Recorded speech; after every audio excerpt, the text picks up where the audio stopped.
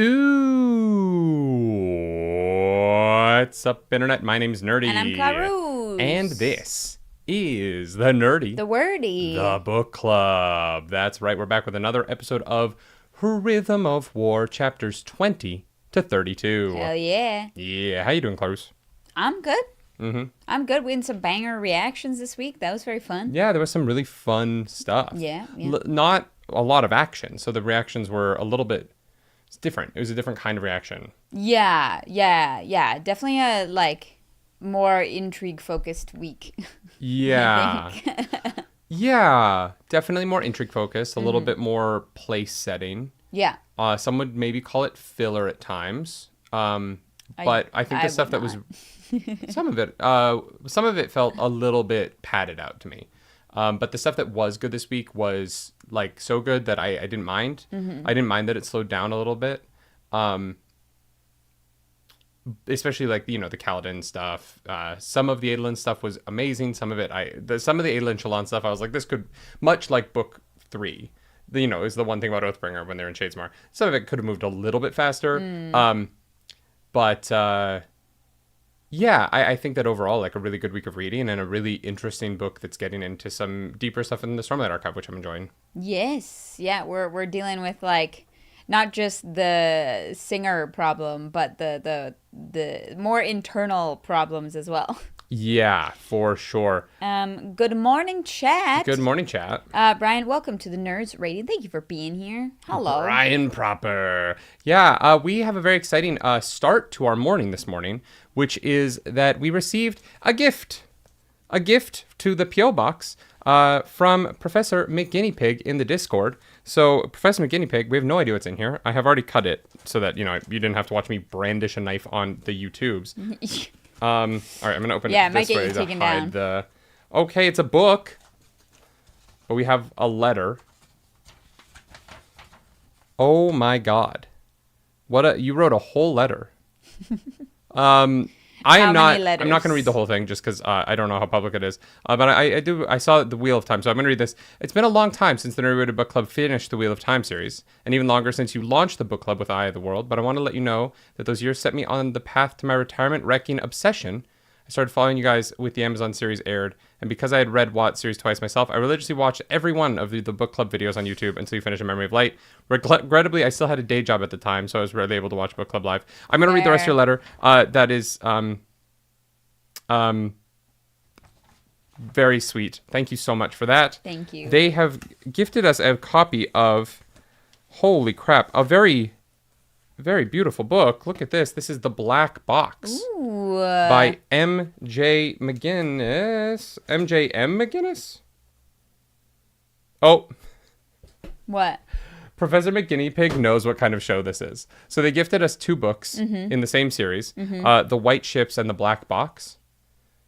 Is McGuinness-McGuinea-Pig, is this their book? Wait, is this their book? I don't know. I'm not sure. It might say in the letter. If they gifted us their book, thank you so much. But in true book club fashion, the back of... Don't worry about it. It's just my Apple Pencil. The back of the second book has a piece of paper taped on it that says the back cover is a spoiler for the first book. Oh, that's so funny. Yes, it is their book. Their books, plural. Oh, yes. McGuinea-Pig, thank you so much. Yeah, very cool. These are thick. You're a writer.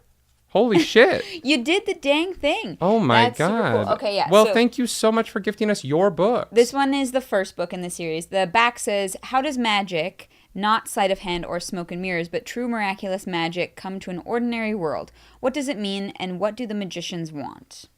Okay. Very cool. Sick. I love the art. I love the painting, sort of style. It's signed. No fucking... Oh, and this one is too. Yes, I signed both books. You really didn't have to check. That's very funny. Called out. Wow, that is very cool. Thank you so much. Thank you. That is incredibly sweet. Can that shelf handle that? Yeah. Okay. Check out the Black Box and the White Ships. I don't know if they're good, but we have copies of them. We'll let you know. I am so excited to sit down and get to read those. That's very cool. I need to read 50 books this year. And I think I have 2 more. Yeah. Yeah. I am very grateful. When we started doing a book club, I never expected authors to be like, hey, you are a nitpicky little shit about books. Read mine. You know what I mean? But it is kind of like the coolest gift. Like, getting books is always cool from people. I love every book that we've been sent. This is no disrespect to the people who have sent us books that they didn't write. But there is just something very special about an author gifting you their book. Yeah. You know what I mean? Yeah. It just is a really interesting kind of, because it's like, this is my labor. Yeah. The other thing is, like, this is something I enjoyed and I want you to enjoy it too. But they're like, this is my heart and soul. Yeah. It would be like me gifting someone a DVD of a performance I did. Sure. You know what I mean? There's something, the artist in me yearns for that. And thank you, my guinea pig. I cannot wait to crack the spine on those. Yeah. Thank you so Respectfully. much. Yeah, of course. Well, yeah, it's not going to sit there unread. Okay, Blue joined as a member of the Nerds Radiant for 1 month. Damn, we've been on the channel for a month. That's crazy. Let's go. Yeah, we're a month into this. Wild. Holy shit. I mean, we're like years into book club at this point, so. I know, but we're years into the move. Good morning, everybody. Good morning. Thank you, Blue, for that mambo ship. That second signing, yep, they know you. They do know me. Yeah. They're like, well, we gotta check. This podcast is not brought to you by anyone in particular, other than the fact that we were nominated for a Crit Award. And I think there's still like 10 days left to vote. So if you could go over to the Crit Awards and pop all the way to the end, because they put charity event at the end, even though it is without a doubt the most important award, because it's the only one I'm nominated in. Yeah. If you could vote for the Roleplay Relays Heroes Without Borders charity event, we would love to win something. Winning is fun. I want trophies. And I want them now, chat. That's why we're doing this. Yeah. It's not so that we can, raise more money this year for charity. It's definitely for a trophy. I do think, look, let's be real though. I don't think there's a trophy. Also, I think we get like, no. I think we just know that we won. I don't know that the Crit Awards is going to mail us a trophy to Canada. No. We get to like put a sticker on our logo. Be like, Crit Award winner, Heroes Without Borders. When I write a novel, I'll put a sticker on the front. Yeah, why not? What the fuck does the Crit Awards have to do with this guy's book? What is that? Exactly. Yeah, so just wanted to shout that out one last time, or we'll probably shout out next week. But if you vote for us, we are planning on doing Heroes Without Borders 2 in October and November of this year, or November, December. Yeah, sorry. And we would like to be able to say that it is a Crit Awards winning event to try and help push that, raise some more money for Doctors Without Borders, and the incredible work they're doing in Syria, Gaza, and just kind of everywhere that needs it. Yeah. Yeah, because we need it. We don't, but south of us. You drive 3 hours south of us. Humanity needs it. Yeah. Is what I mean. Yeah. Yep. Yeah. How are we doing, chat? Mm-hmm. Also, Blue, we appreciate the 10 minutes that you show up. It means a lot. Yeah, Blue, I'm so sorry that you do not enjoy this work as much as other people do, but we have more book club coming. On Wednesday, we did Iron Flame. It was mostly us struggling with the insanity that book made us feel. But I think it has some entertaining moments. On top of that, we have a new book club coming next week. So if you want to tune in for a solo book club, nerdy only. So really, no one will show up because you're not here. But nerdy only Will of the Many book club on Wednesday next week, as well as Rhythm of the War on Friday. We're doubling this show up. Rhythm of the War. Rhythm of the War. Yeah. The rhythm of the war is a powerful beat. Anyway, the book club will be part 1 of James Islington's Will of the Many series, book 1 in the Hierarchy series, of which I think there's only one out right now. But I might be wrong about that. I don't know, but there's a new channel in the Discord, so. Yeah, it is very good. Arzu commissioned a Chapter 20 reaction, so get ready. I will be doing a solo reaction to Chapter 20. Or maybe you should come do the Chapter 20 reaction, having not read the rest of the book. It'll be like our One Piece 400 reaction. Because I want to read it. I know. I want to, experience it. But that book is fantastic so far. I'm really enjoying it. So, join me for part 1 of Will of the Many next week on Wednesday at 11 a.m. I think that's all the announcements. I think that's everything important in our life. Many important things in the world. Be kind to each other. And let's dive into Rhythm of War. Clarus, what do you think is going on with Shallan? She's not well. Yeah. Yeah.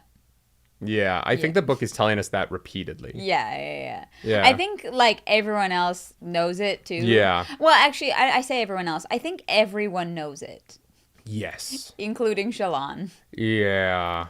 Yeah. Well, when this is kind of jumping ahead, but, like, when she was like, wait, I've seen this, like, device before, I was like, oh, she's already been contacting Mraize on this trip, and that's why it's moved. She just can't remember doing it.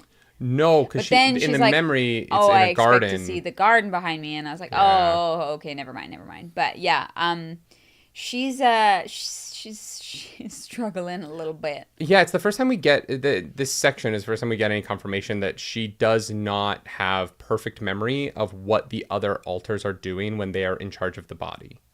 Yes. Which I previously thought they were all aware together, the three of them all the time. Yes, but we are told that is not the case. This is also, I think, the first time that Vale, like, seizes control. Yeah. And is like, I'm going to do what I want. Yeah. Terrifying. Chris Hazelden says, thank you for that super chat. I was so sad when I finished The Will of the Many and realized there's only one book so far. Yeah, the second book's got to be coming soon, right? Yeah, I'm glad people are liking it. I know you're liking it. I know Chad is enjoying it. But thank you for that super chat. I'm going to have to read it. It's very good. Yeah. It is a very stark criticism of the place we are currently at in the cycle of capitalism. And I think that it does that brilliantly. Brilliant enough to make up. There's a few things in, like, the prose of it that I find a little bit not my favorite. But that's more like a very, very style choice, like subjective thing. Yes, personal preference. Whereas I think, like, it's objectively very well written, right? Right. Just the subjective kind of, like, style choice of the first person at times in the first couple of chapters I didn't love. It grew on me, and now that I'm a little used to it, I'm good with it. Yeah. It's still not my favorite thing in the world, but I do think the world that he has built and the narrative and the commentary that it is so brilliant that... And someone else can be like, wait, his prose is my favorite ever. Like, it's such a subjective level thing. Yeah. But fuck, man, it's a really cool book. I'm very much enjoying it. Hell yeah. Thank you for that super chat.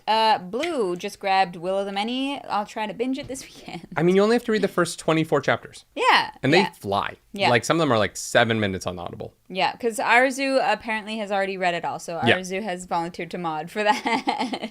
Arzu... for spoilers. Arzu cursed me out in the mod chat. We have a private, like, mod channel in the Discord. And Arzu, the day after I announced The Will of the Many, cursed me out because they... thought they would start the book and have it finished by Wednesday, and they were so obsessed they finished it by 3:00 in the morning and didn't sleep. Oopsie. So Arzu, I'm so sorry, but I'm not, because it's a good book. Spencer D, welcome to the Nerds Radiant. Thank you so much for that. Hell yeah. Yeah, so we are going to start this week with chapter 20. Yes. That is a Radiant Veil Shallan chapter. Yeah, it's a Shallan chapter. Well, I don't know. Vale makes it her chapter, let's be honest. That is true. I mean, and it also starts with her as Radiant, right? She's, like, going to see her Lightweavers. They're all learning. Yeah. And she's trying to decide who best to take with her on this mission to Shadesmar. Yeah. And Vale believes that they should take the most suspicious people. Yes. So that they can weed out who the potential spy is. Whereas Radiant thinks that they should keep the spy as far away from them as possible. Which is such a fascinating thing to me. Because I don't agree with Radiant at all here. Right? Like, I do think that Mraize... It's such an interesting thing in that I think that because Mraize was so cagey about any actual details of what you guys are doing, bringing along someone who might know enough to be helpful in a way that the people that you're bringing who have no idea are definitely not going to be helpful is, even if you don't manage to out the spy, you do have an ally in what your goals are. Oh, interesting. Right? Like, Shallan...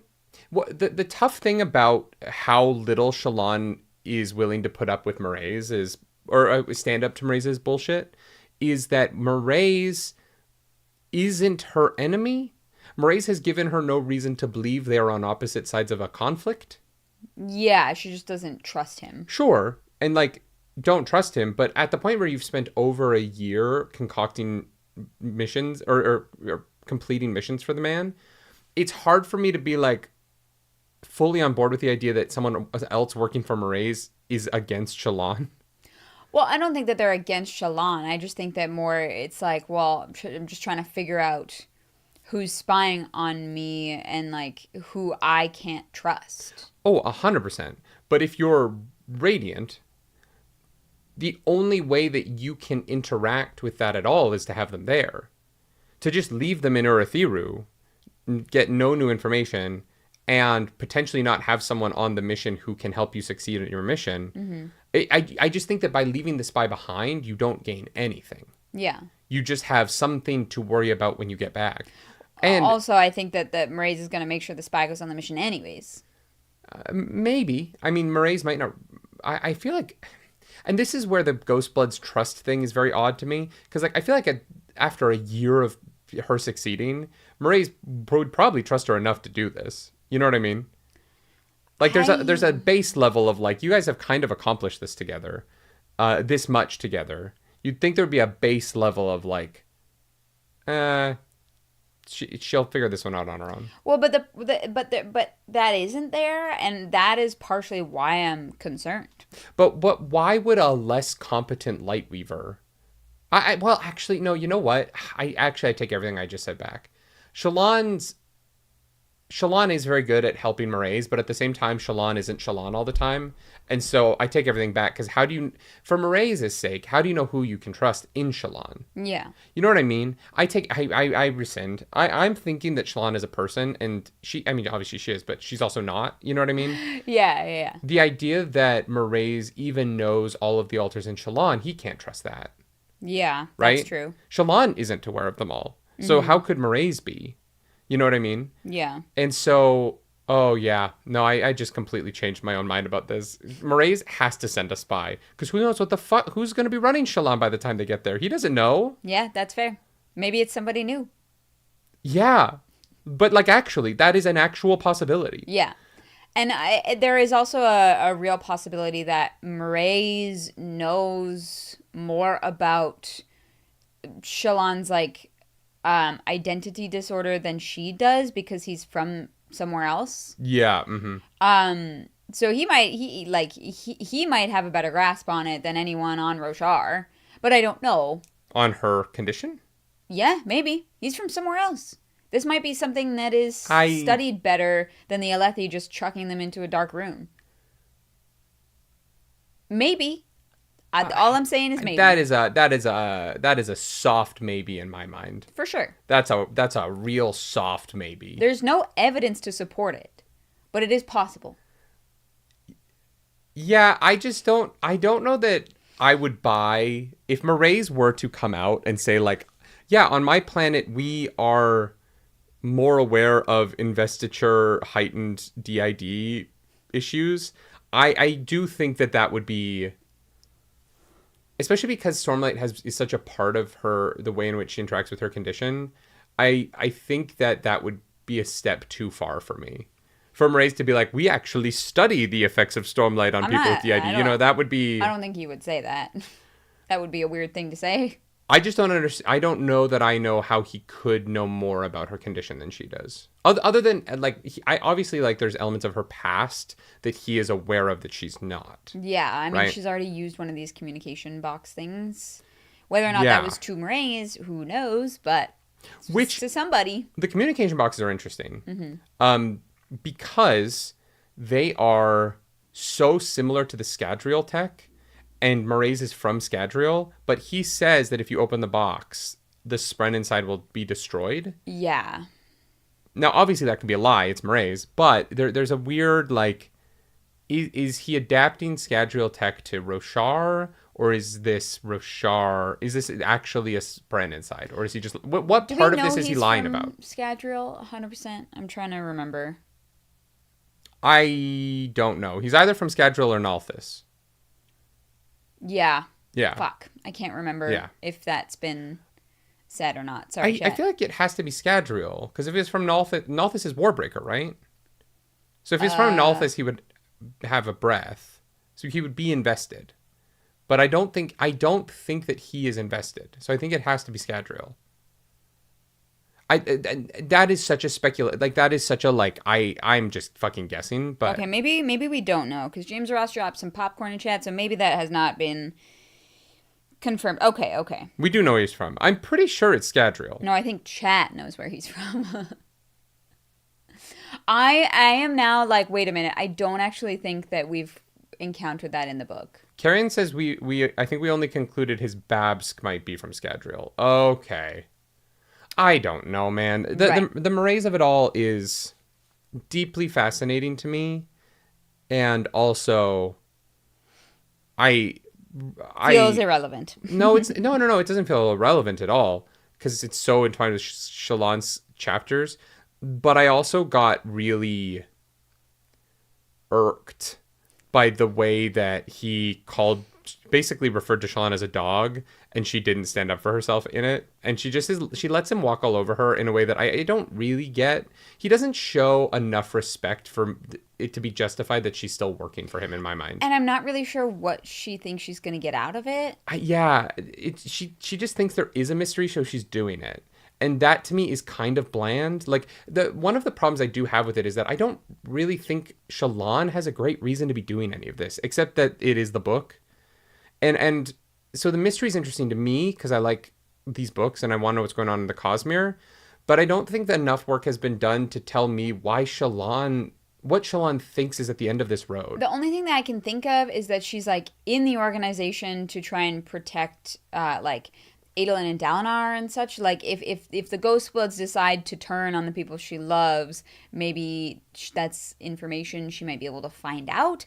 But on the other hand, I don't know why they would tell her that. She would have to find that out for herself if that were the case, because there's no way they'd be like, yeah, Shallan's going to be on our side and not her husband's.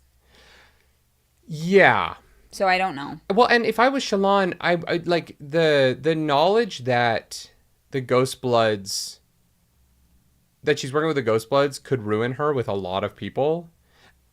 And she's being careful about that, but the good doesn't seem to outweigh the bad for me.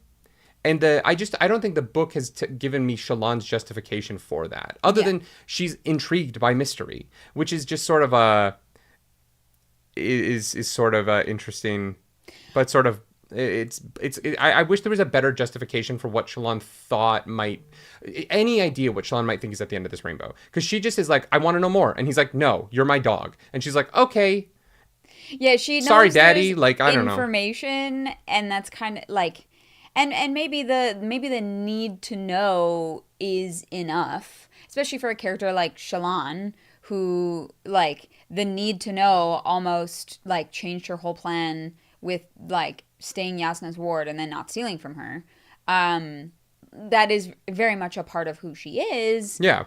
But it does seem incredibly dangerous, and I am not 100% sure what she gets out of it. I also didn't have nearly as much of a thought about it after Oathbringer. Because it's the amount of time that they've been doing this. Yeah, it's been a year. And she still knows nothing. Like, it's the Brandon Sanderson thing of, like, I'm just never gonna tell you.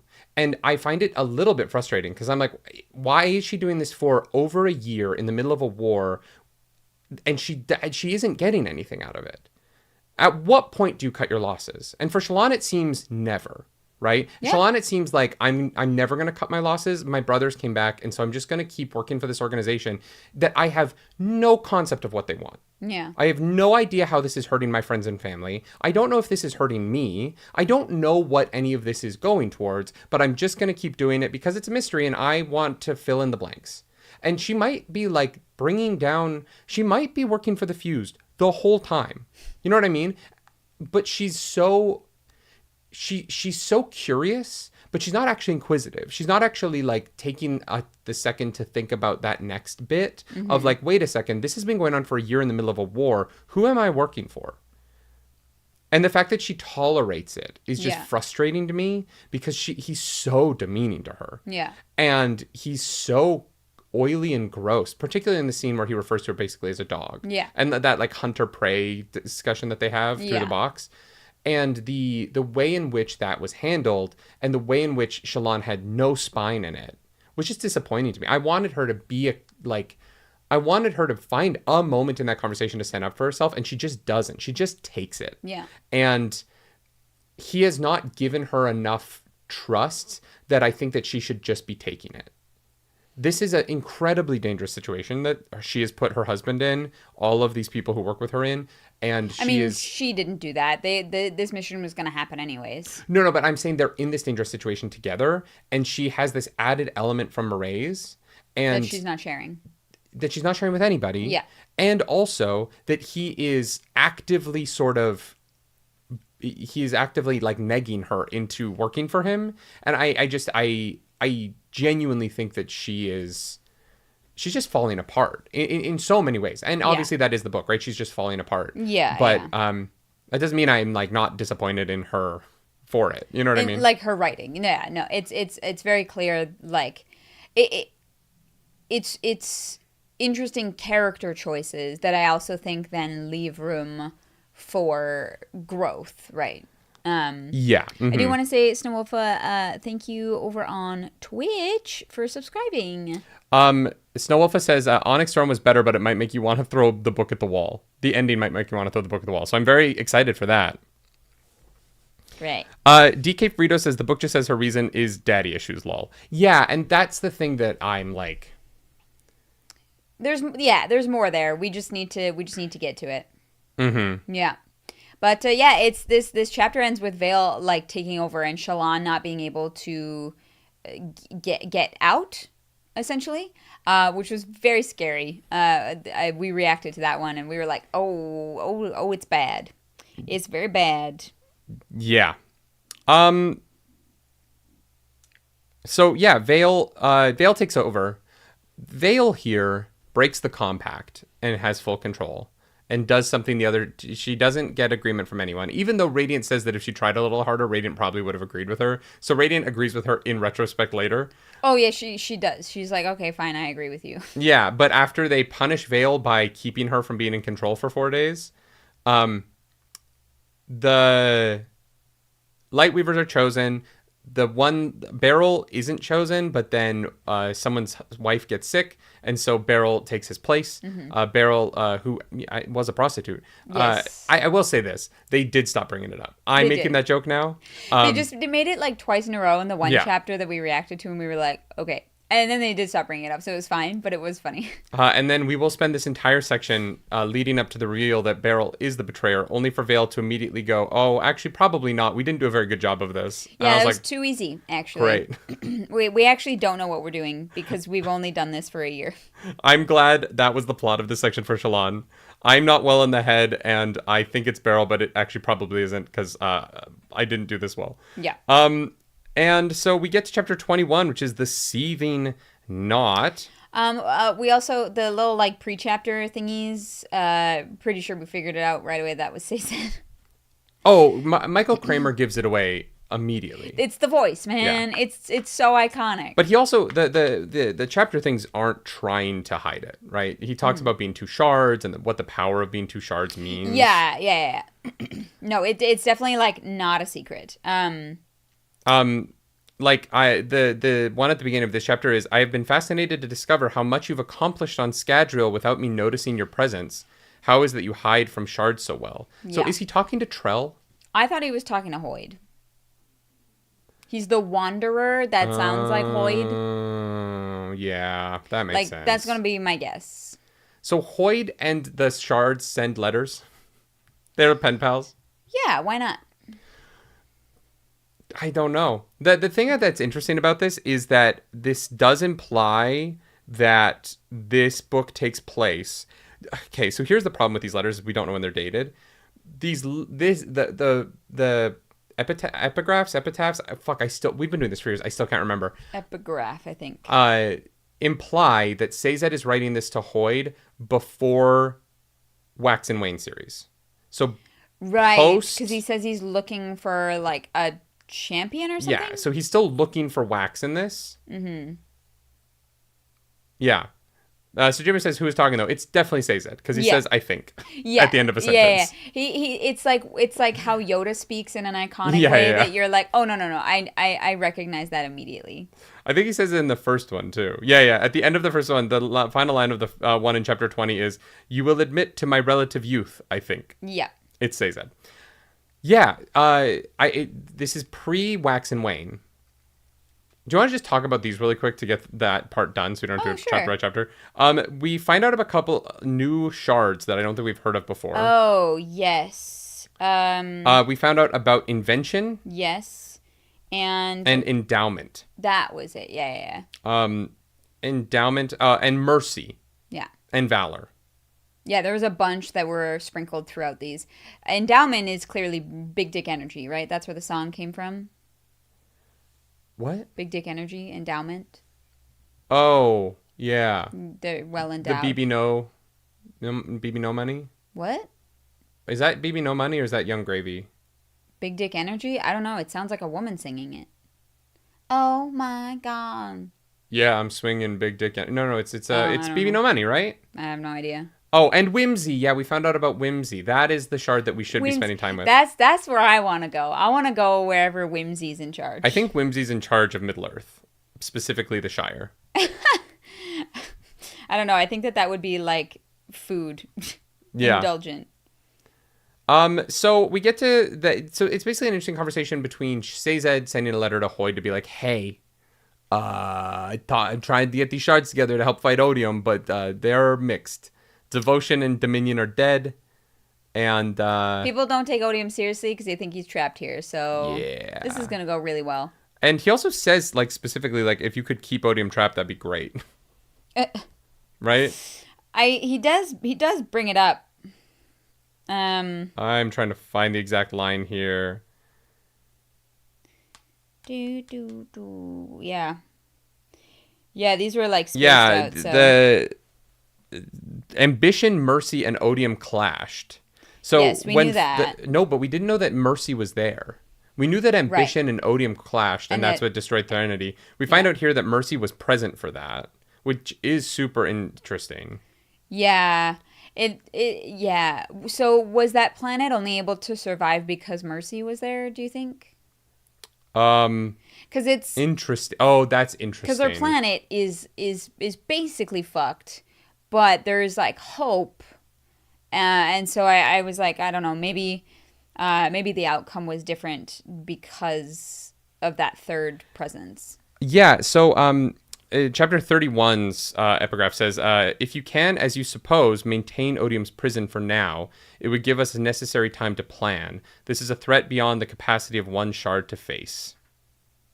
We also get some really interesting stuff about how him being two shards doesn't make him more powerful. It is actually a weakness. Yeah. Which I really liked. I thought the idea of that was fun, that the tugging of the two ideas against one another in Sazed is too much for... it causes an inner conflict that stops him from being effective. Yeah. Despite what what they thought. Like he said, contrary to... Yeah, to belief or whatever. But yeah. Judah Canizers, thank you for being here and for being a member for 1 month of the Nerds Radiant. Hell yeah! I'm sorry, as changing channels meant you all had to restart your streaks. Yeah, I know. That's terrible. That's just awful. I know. I'm so sorry. But we're gonna be streaming more on Nerdy Nightly, so if you just want to keep that number going. Yeah, Baldur's Gate Evil Run on Sunday. Right. We didn't talk about that. Yeah. We want to keep streaming together video game stuff, but like Sunderfolk feels like a game that we want to just have off stream. There's like all these like conversations. Let's just be honest, people don't want to watch it. Well, let's be real. But also, people aren't watching. The phone element does make it a little bit weird to stream. 100%, but also people aren't watching. Yeah. So we're gonna do a super evil. So we're gonna go Gate super evil Baldur's Gate. I'm gonna play. Guys, I thought about this last night actually, and I think it's very funny. I'm going to play Dalinar Kholin pre-cultivation. So just barbarian? I was going to go paladin. And you worship the thrill? Yeah. Interesting. Okay. I was going to be Dalinar and I'm going to burn the grove to the ground. What? Can you get that? We're mid-podcast. Okay. Fine, I will go get it. I just don't want it to fall on my head. All right. Sorry. Anyways, we're going to play Baldur's Gate. It's going to be super fun.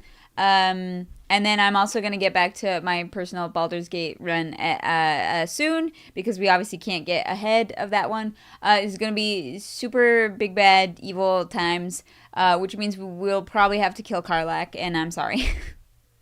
I don't know if I'm going to be able to bring myself to do it. I'll do it. Great. Coward. I mean, yeah, you killed Astarion literally your first, 5 minutes in the game. Astarion and Karlach, okay? You know what? That's fair. They probably can't hear me. Where's that sound coming from? What sound? Is it coming from your iPad? Yeah. Oh, weird. Anyways, Paladin of the Crown. Oh, yeah, they did add Paladin of the Crown. Yeah, and I think that I'm going to call him the Blackthorn, and I'm going to be the Dark Urge. Yeah. And the Dark Urge is the Thrill. Oh, fun. Okay. That's my idea for the characters, that I'm going to play Dalinar. Great. I might call him Blackthorn. Okay. Yeah. But yeah, it's going to be fun. Do I have to play someone from Stormlight too, then? No, you do not. Okay. He world hopped. Sure, okay. Yeah, it's Baldur's Gate 3, a Cosmere adventure. Okay, so I'll play the Lord Ruler. I mean, if you want, that would be very funny. I don't know how. Are there any, yeah. Yeah, I don't know how I would do that at all. I don't know. Yeah. Anyways, it's going to be fun, so come hang out on Sunday. Yeah, that'll be fun. Yeah.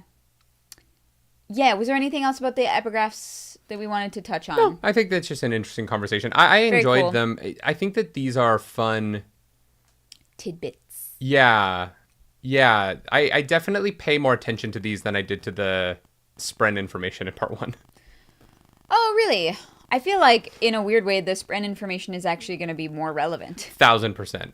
1,000%. You're 100% right. Okay. But these are narrative, and I think that they are less exposition-y. Yeah. Which I find interesting. Okay. They're more in character, as opposed to because Navani's do you want to listen literal... to a TED Talk 3 sentences at a time? But that's literally what it was. It was a presentation. Yeah. I would rather listen to the whole TED Talk at the same time than try and remember where we were in the TED Talk last time we left off. Yeah. That's absolutely that's valid. just me personally. Yeah. I would read the 3-page TED Talk about the Spren. You know what I mean? And I wouldn't complain.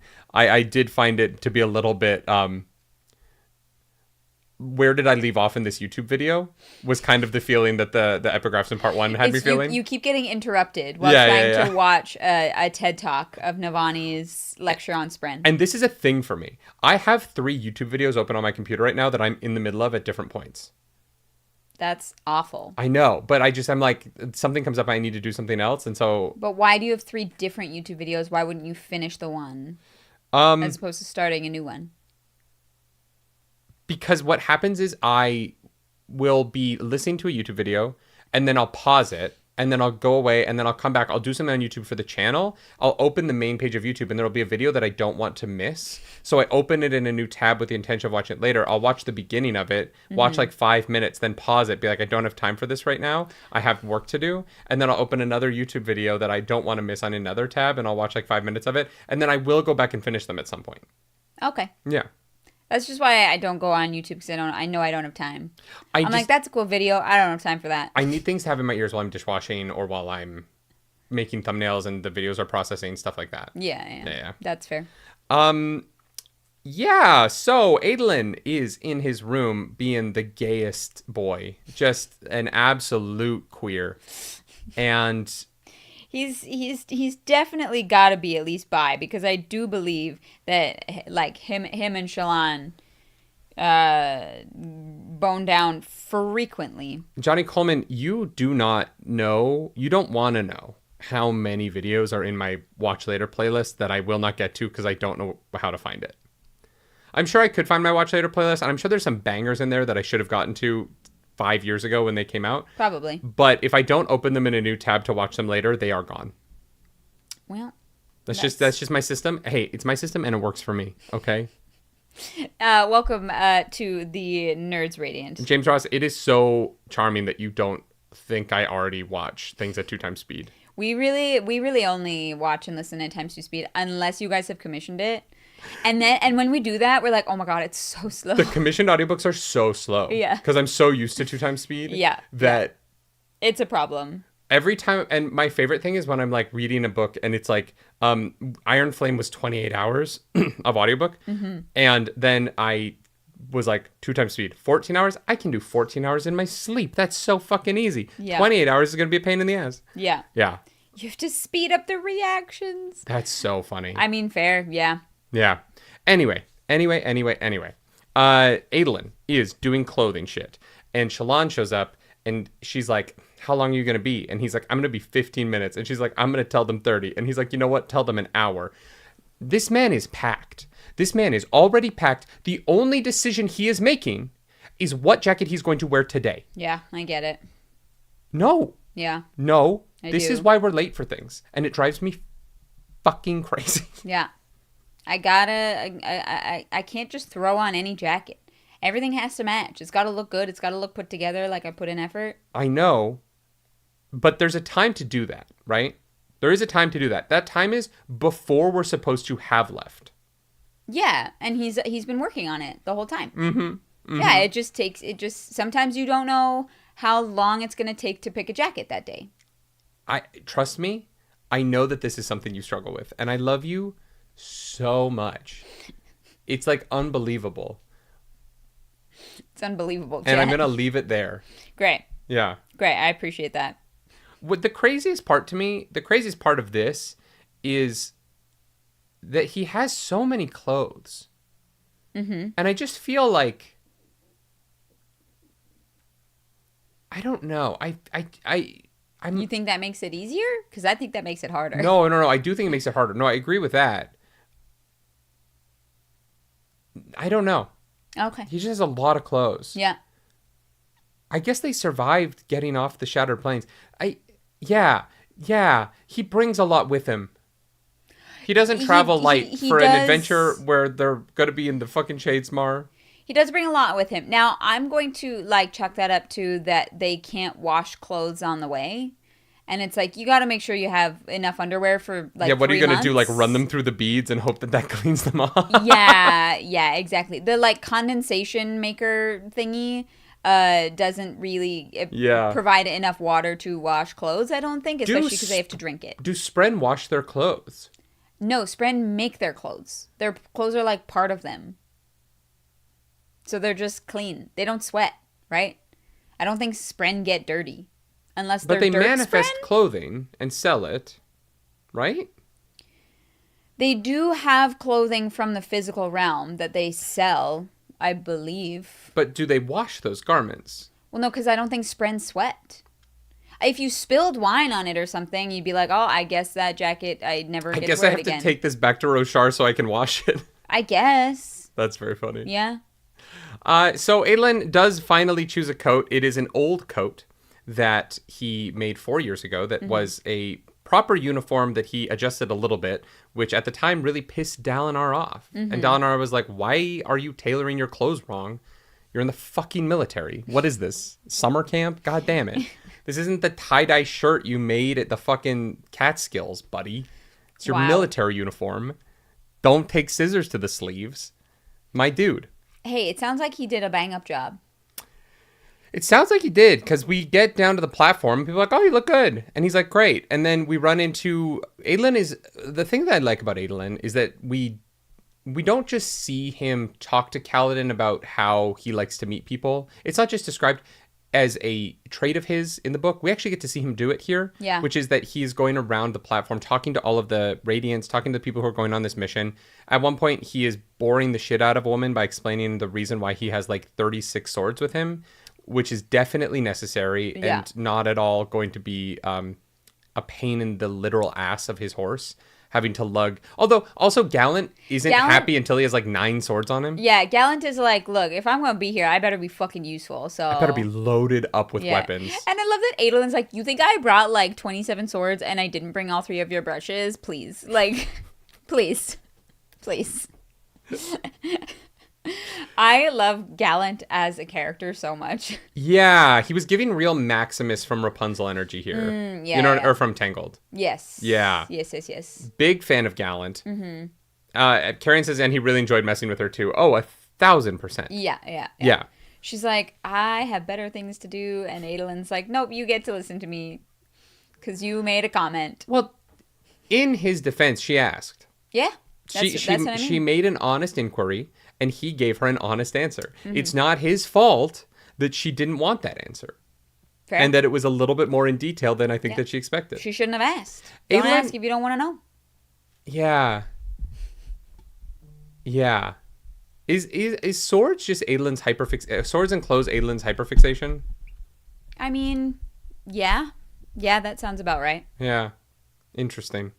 I think we share certain hyperfixations. Mm-hmm. Adolin says goodbye to Kaladin before he goes. Mm-hmm. And he gets a really great little bit of comedy here. Because Kaladin is like, man, like, all these women not feeling well, needing medicine. And Adolin is like, you are hot, landed, and you're a radiant. Yeah. Kaladin, the fuck do you think they're here for? They're not so here naive. For vitamin C. They're here for vitamin D, my dude. Oh my God. They want that dick.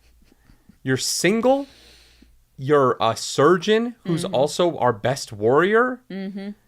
You got a weird tattoo on your face, but other than that, my guy, you're a catch. Yeah. Everyone wants to fuck you. Yeah. Fuck Even them. though you're very Sag boy. You know what? It's the I can fix him energy, I think. Ooh, yeah. Right? That's like very appealing to a lot of women. So I think that I really do think that Kaladin has like the trifecta of like power, good looks, and I can fix him energy. Good point. That's a really good point. Yeah. It's a strong triangle, you know? I was just about to say I could fix him. Yeah. Yeah. Mm-hmm. Kaladin's got to go on The Bachelor. If that is what this book becomes, is just Kaladin dating in the tower while everyone else is at war, I would hate it, but I would also kind of love it. You know what I mean? Yeah. It does seem like the kind of weird, time-wasty plotline Brandon Sanderson would throw in one part of this book. You know what I mean? Or there will be a novella as a Kickstarter incentive. That's what Isles of the Emberdark is about. Yeah, it's actually there's a period of time where Kaladin goes on a dating show in Urithiru. And it's great. It's great. They don't have televisions yet, so it's in the live amphitheater. Oh, they have to watch live? Yeah. Oh, God. They have to watch live. Yeah. And it's all of Adolin's exes because Adolin has already dated everyone. So that would be weird. If you're like, I'm going to go through all my friends' exes and see if any of them are a match. It's not really weird in this case because Adolin went through everybody? Defense, who else would he date? Who's he going to pick? Yeah, exactly. I just can't see Kaladin dating a light-eyed woman unless she's like recently light-eyed.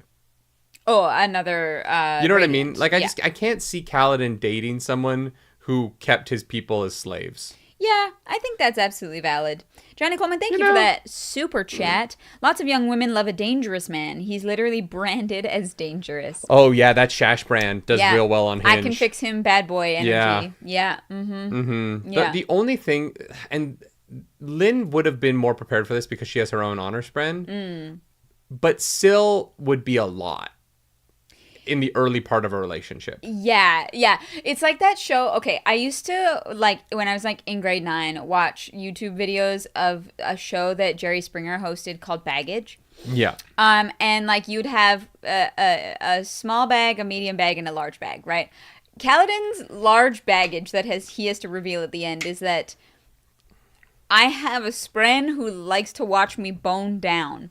So you have to be into some kind of exhibitionism, voyeurism kink. The sad thing is, I think you're wrong because I think that's actually the small baggage with Kaladin. That's the most basic shit. Yeah, I guess so. That is the easiest thing with Kaladin to deal with. Oh, no. This is an actual thing from Baggage. I still live with my parents. That one came up a lot. Not really baggage in this world because like the whole town lives in like an apartment together. I know. They're basically sharing like a floor at the Luxor. Basically, yeah.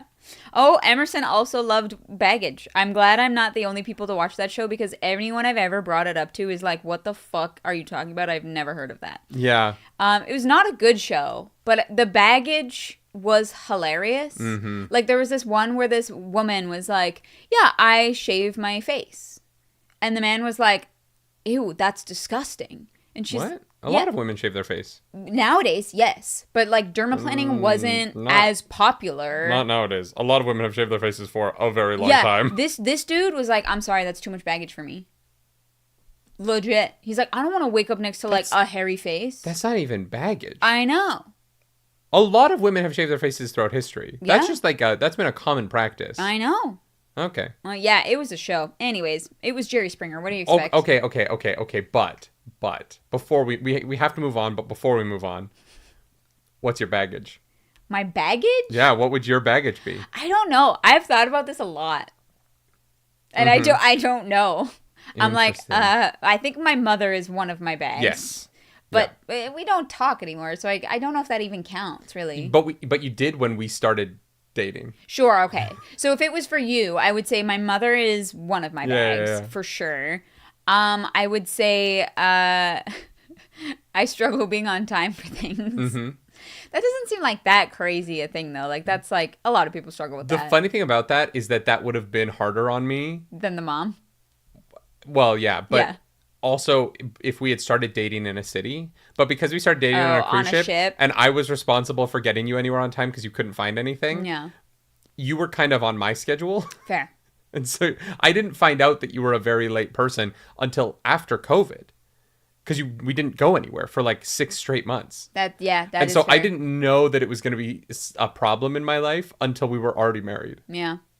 Yeah, I don't really know what my like big baggage would have been. Like, I don't know. I don't really have anything that crazy. No, and I deal with. Yeah, I think like for me, like on a show like that, being bisexual would definitely be one. Oh, sure, that's interesting. That's a bigger problem for women dating men than it is for men dating women, in my opinion. 100%. A lot of women don't like the idea of being with a man. Women are like, my husband's gay. Like, yeah. No, that's a good one. Being autistic would definitely be something that some people would probably have a problem with. Yeah, honestly, I guess I could throw my ADHD on there, but... Yeah. Like some people, that's a small baggage, but some people would have a problem with that. Yeah. My big baggage would be that I will erupt into full voice singing in public. Oh, true. Yeah. That's fair, yeah. That's something that I think a lot of people can't deal with. You're like, your bag is, I constantly draw attention to myself by making loud noises in public, including breaking out into full song. Yes. Yeah. Yeah. I do think some people would have a problem with that. It's like a thing. Yeah. People are like, oh, that is a large man. Nerdy will startle people when we're in public. Like, they will jump and, like, turn around. This isn't, like, something that I do to startle people. I am just, at times, very unaware of the fact that I'm louder than I am. Yeah, you're very loud. And it's very sudden. Mm-hmm. Yeah. It is. Sometimes it startles me. Yeah. And I'm prepared for it at all times. That's so funny. We should do our new podcast that we're going to launch. Yeah, okay, by the way, we have a logo. We should come up with our baggage. Oh, that's fun. Yeah. I think we just did it. Kind of. I don't think my answers would change. I think I had some banging answers there. No, baggage for me, I have a lot of my body count is high and I have a lot of exes. Oh, fair. For some women, that's a big problem. Yeah. Like, someone would be like, you are a whore, that and was I'm not actually, interested. That was on baggage a few times. Oh, of course, like, my body count is over 100. Yeah. And they were like, nope, can't deal with that. Yeah, which is fair. Like, I've definitely been on dates with people where they were, like, very inquisitive about that, and I'm honest, because I don't give a shit. Like, I'm not, like, proud of it, but I'm not ashamed of it, and so... Yeah. But, yeah. Yeah. Nerdy has a song meter, yeah. That's true. I do have an OnlyFans. I think that would definitely be a bag. Oh, that would definitely nowadays, definitely be a bag. Back then, when the show was coming out, that wasn't a thing. Yeah. It didn't exist, but yeah, nowadays for sure. It's so funny because I don't think of that being a bag at all. Like, I don't care at all. Right?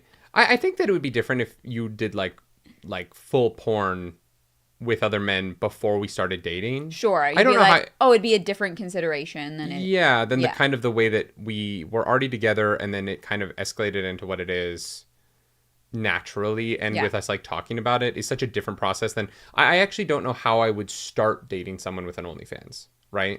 Okay. So what do you do? Like, what do I need? We were already married when you started yours. Yeah. So yeah, that's interesting. Yeah. It's a really interesting point. Definitely be a bag. I don't think it would bother me that much, but I do think it would have been we would have had to talk about it in a very different way at the start of our relationship. Oh, yeah. Especially if, like, I was dating someone with an OnlyFans who made, like, crazy money, and I'm broke.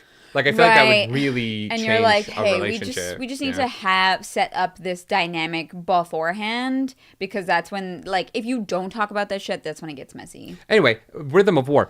So, after teasing Kaladin, and giving him some shit, he gives Kaladin a coin that Xyle gave him that's like the warrior and the priest, basically, and how every man wishes for times of peace, but the reality is that war will come, and you have to be ready for it. Yeah. And that Kaladin is a warrior, and he needs to be peaceful and do his thing, but also be ready, because the singers are coming, and they're breaking into the tower, and...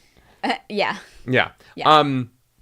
We go down to the Oathgate platform, and Adolin gets to say hi to everybody. We talked about how he has his swords and everything. Everybody goes. They go inside the building. There's a cool nifty little flag system for getting people through the platforms. Yeah, letting people know how empty the platform is. It's kind of like a lot of our modern airports, which I think is fun. Yeah.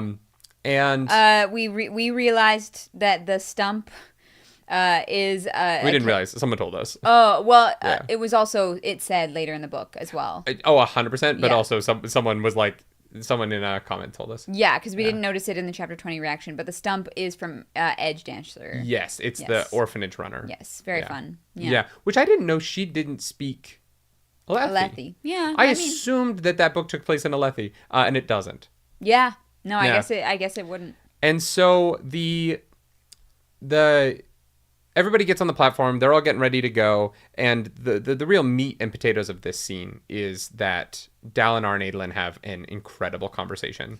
Incredibly awkward. No, it's so... This is the meat. This is the juice, boys. You know what I mean? Like, this is the squeeze. Dalinar is trying so hard to be proud of Adolin, but he isn't. He can't be proud because he doesn't understand.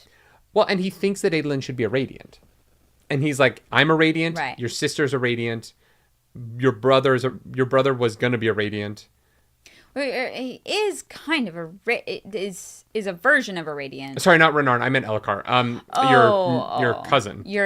Cousin. Yeah. And now your half brother or your stepbrother. Your cousin and your stepbrother was going to be a Radiant. Yeah, he's like, maybe you can like find a spren. That'd be pretty cool. And Adolin's like, but like that seems like a lot of work. That's not what he says. He says it's a lot of responsibility. That's very different than a lot of work. Adolin is willing to put in hard work. Yeah, I know. But also, I genuinely think Adolin on a few levels, doesn't think that he's worthy because he killed Sadeas, even though he justifies it to himself and he's okay with that decision. Yeah. I still think that is impeding his ability to feel like he is worthy of becoming Radiant. Mm-hmm. B, he does not want to. We find out that you have a better chance of becoming Radiant if you don't have a sword that screams every time you wield it. A spren on the other side that's dead that you're swinging its corpse around. Yeah. But Adolin is not willing to give up on Maya at all. Like, Adolin just does not think that it is worth moving on from this relationship he has with this blade. Yeah. And so he is impeding his own ability to become a Radiant because he's a good dude and he believes in something. Yeah. And weirdly, I think that makes him more qualified. Oh yeah, for sure. Like there is a level of he should be a Radiant in this because of his actions. Mm-hmm. Also, I think him killing Sadeas, they fought. He didn't stab him in the back. You know what I mean? Like they had a tussle. It was not premeditated. I'm going to go out and murder this man. Yeah. Yeah. Sadeas started some shit, and Sadeas paid the price for it. Yeah. And so, he fucked around and he found out. Yeah. Yeah. And so the idea that like Adolin is a murderer, I don't think is necessarily the case. Mm-hmm. Maybe manslaughter at worst, but I think that he could put on some pretty serious self-defense charges when the man that betrayed him to die to the listeners on the field of battle started coming at him in the fucking hallway. Yeah. Right? And so the entire conversation kind of hinges on Dalinar's disappointment in Adolin because he killed Sadeas and because of the way he handled it and because he doesn't dress in a military uniform properly. And Dalinar is sort of the reproachful and difficult one in a lot of ways through this conversation. Adolin even says, just say you're proud of me, and Dalinar can't do that. Yeah. And then we get the internal POV of Adolin, which is that at the end of the day, you killed my mom. Yeah. You didn't mean to do it. And you were a different person then, and I can understand those things logically, but I still have feelings about it. But you killed my mom. Yeah. Judah, thank you for that super chat. Oh, shit. Before it bops away, I just want to say thank you. Adolin and Dalinar's relationship has gotten so fraught, and I really like it because of how realistic it is after Sadeas, Dalinar's book, and the confessions and such. 1,000%, yeah. Yeah. They have... It's one of those things where they have a strong enough relationship that I am like confident that they will get through it, because I think everyone means well, but it is very difficult. Like relationships just go through ups and downs, and there's a lot here. I just love the idea that of is calling weighing on it. You killed my mom a down. It's a downer. It's a downer for sure. You killed my mom, hid it for years, and then that revealed in a book. Do you think he told Adolin before the book? He must have, right? I don't think we saw that on page. I would hope so, but I think... unless I'm just forgetting a piece in Northbringer where he tells Adolin. I might be wrong about that. Yeah, I actually don't know. But yeah, they're in a very... Because he should have told Adolin and Renarin before he published the novel. They're in a very uncomfortable place. He did. Okay, no, he did. James Ross said he did. I'm just forgetting. I was like, I'm pretty sure that he... Yeah, that would have been a different situation. I really should have reread Oathbringer after Mistborn 2, because I do think that that was a while ago. We did have a lot of space between Yeah. Oathbringer and this book, for sure. Yeah, Adolin wouldn't be able to read the book himself. And Bryce, that's a good point. Adolin is not his father. He can't read. He's like, Shallan, can you read me this book? And she's like, and I left Evie to die in the fire. Oh, boy. Oh, shit. She's reading, how much of this do I want to say out loud? Yeah. Do I, oh my God, do I censor this? Well, knowing Dalinar, there was probably a whole section where he was like, Evie and I used to fuck like rabbits. The ways I took that woman. I don't think Dalinar is like that. I don't know. This is not Fourth It's his Wing. memoir. I feel like he might have put it all in there. This is not Fourth Wing. I don't think so. So, they have a very terse and tense conversation, and Adolin is like, look, man, I don't represent you anymore, which I really love that line. Yeah. He's like, I'm a high prince. I got my own shit to deal with. Yeah. If you don't like it, great. We'll deal with that in a meeting. But I'm gonna do me, man. I have this dangerous mission I gotta go on. I don't have time to make this all about you. And Dalinar's, and he acknowledges in his own head, Dalinar's kind of making this all about himself, because Dalinar says, I should have done a better job raising you, basically. Yeah, and he's like, it's not about you. Yeah. And Dalinar's basically like, go become a Radiant Son, talk to Dalinar's friend, become a Windrunner, even though there's a good chance Adolin becomes an Edge Dancer. Which I just because you think he's not going to bond someone who isn't Maya, right? They're going to bring Maya back to life, and then she's going to bond him. I honestly... It's just a weird power set for Adolin to end up with.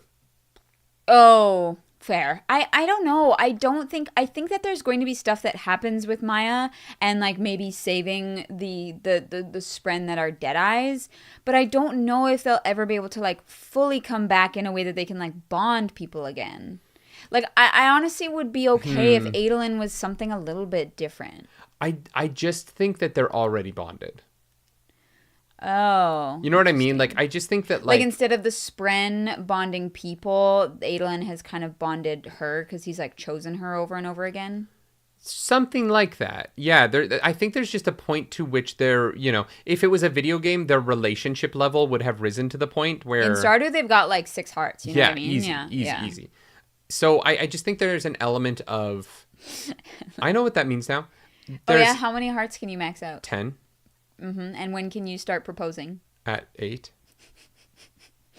We're going to get nerdy to play Stardew, guys. After we do 2.0.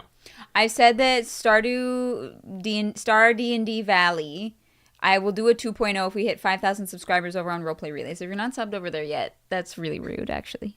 Rigger says, if you're playing Going Evil, you need to play as Dark Urge. I think you're behind in the Baldur's Gate chat. But yes, I'm playing Dalinar as the Dark Urge, and the Dark Urge is the thrill. Yes. Yeah. Love that. That's if that's okay with you.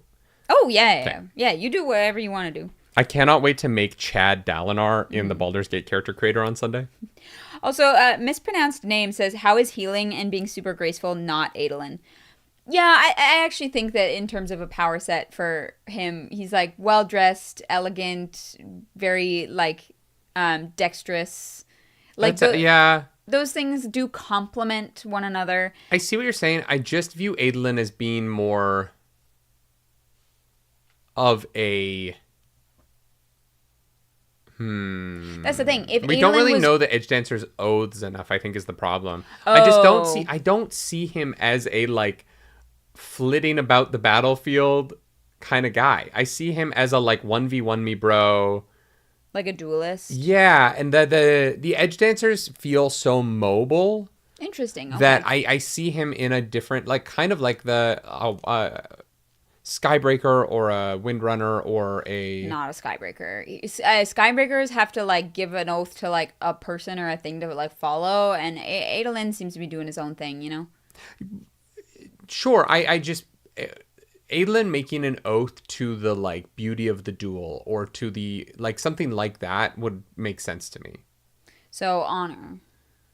No, honor is definitely a different thing because I don't think Adolin believes in justice as much as the other characters in this book do. Maybe, you know what I mean? I think Adolin is a little bit in justify the means, a little bit in a nice way, not in a super evil way, but he has a little bit of a like.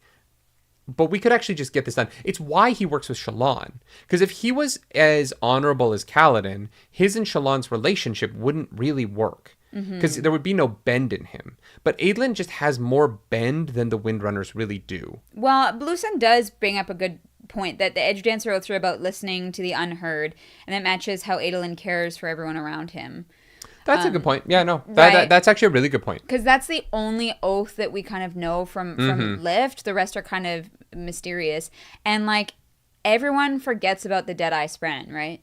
They're, like, locked in rooms and that's a good point. Left to their own devices. And so, in a way, I do think that Edge Dancer does suit Adolin pretty well. Even though I do think that there are other ones that would also... I think that maybe I think my view of it is being clouded by... the other people who are Edge Dancers. You're like, he's not like Lift at all. Yeah.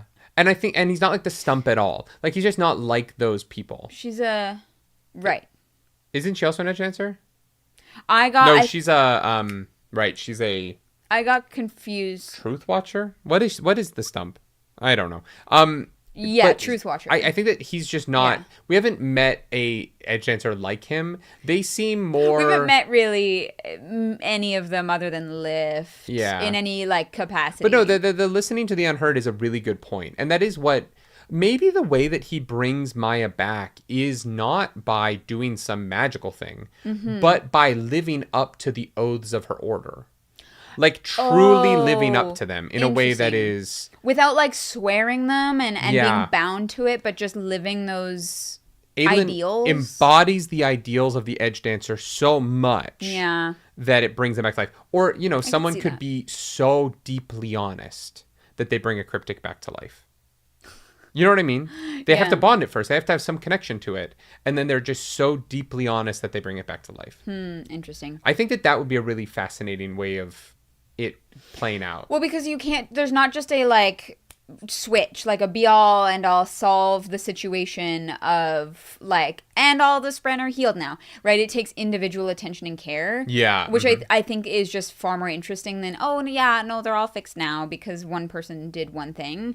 And if they did that, I would kind of understand also because you need the story to move on. But I think... I think this situation with Maya makes it feel more individual. Yeah, but it would also mean that they can't necessarily use the same template to bring back the sibling. Like, the sibling might actually just be gone, which would be interesting to me. But they say that the sibling is essentially a Deadeye, which implies that they are not a Deadeye. Yeah. There is something else wrong with them. Yeah. They're sleeping in a way that, like, we can't understand. And maybe it's just because the sibling embodies something that humans have forgotten and humans have to remember to bring them back. Because Spren are kind of created by humans in a way of how they view the world and what they believe. Yes. So maybe the sleep is something different. I think that the sleep is something different than being a Deadeye. Yeah. Yeah, no, I do agree with that. Yeah. Which is why I think that this would work, like having to fully embody the oaths, bringing the Spren back. Maybe the sibling is peace. What do you mean peace? Everyone has forgotten how to be peaceful. The Alethi are the dominant force in this world. The sibling isn't a shard, though. No, but like the thrill is still a part of odium, right? But the thrill is a passion that odium is imparting upon people. And so if the sibling is part of honor, right? Oh, it's part of honor. I understand what you're saying. There is honor in peace and making peace and being peaceful. I don't know if it's going to be that like literal, if it's going to have that specificity to it. No, you're right. I was thinking the sibling is also unmade, but it's not. Right. The sibling is because it's also part of cultivation, right? Skepcat says the sibling is anti-slavery. You know so what? Once Yasna ends Yasna ends slavery, we're good to go. The problem is that maybe it's equality. The sibling is in Urithiru, right? But Yasna's not ending slavery in Urithiru. Oh, she's ending slavery in Alethkar. Yeah. Dalinar that's where she has would have to control. end slavery in Urithiru, and Dalinar is not interested. Maybe. We meet a bunch of Spren. We cross through to the other side, and we meet Maya. She's there, and Adolin takes her on a tour, introducing her to everyone, which makes people a little uncomfortable. People are a little bit like, why are you walking this corpse up to me and then introducing me to this corpse? Which is a fair question given the way that they are viewed. And I think Adolin's going to change people's views on that. Mm-hmm. But right now, everyone is kind of like, hi, that is a dead person. And we meet Dreaming Though Awake. Mm-hmm. We meet Zu.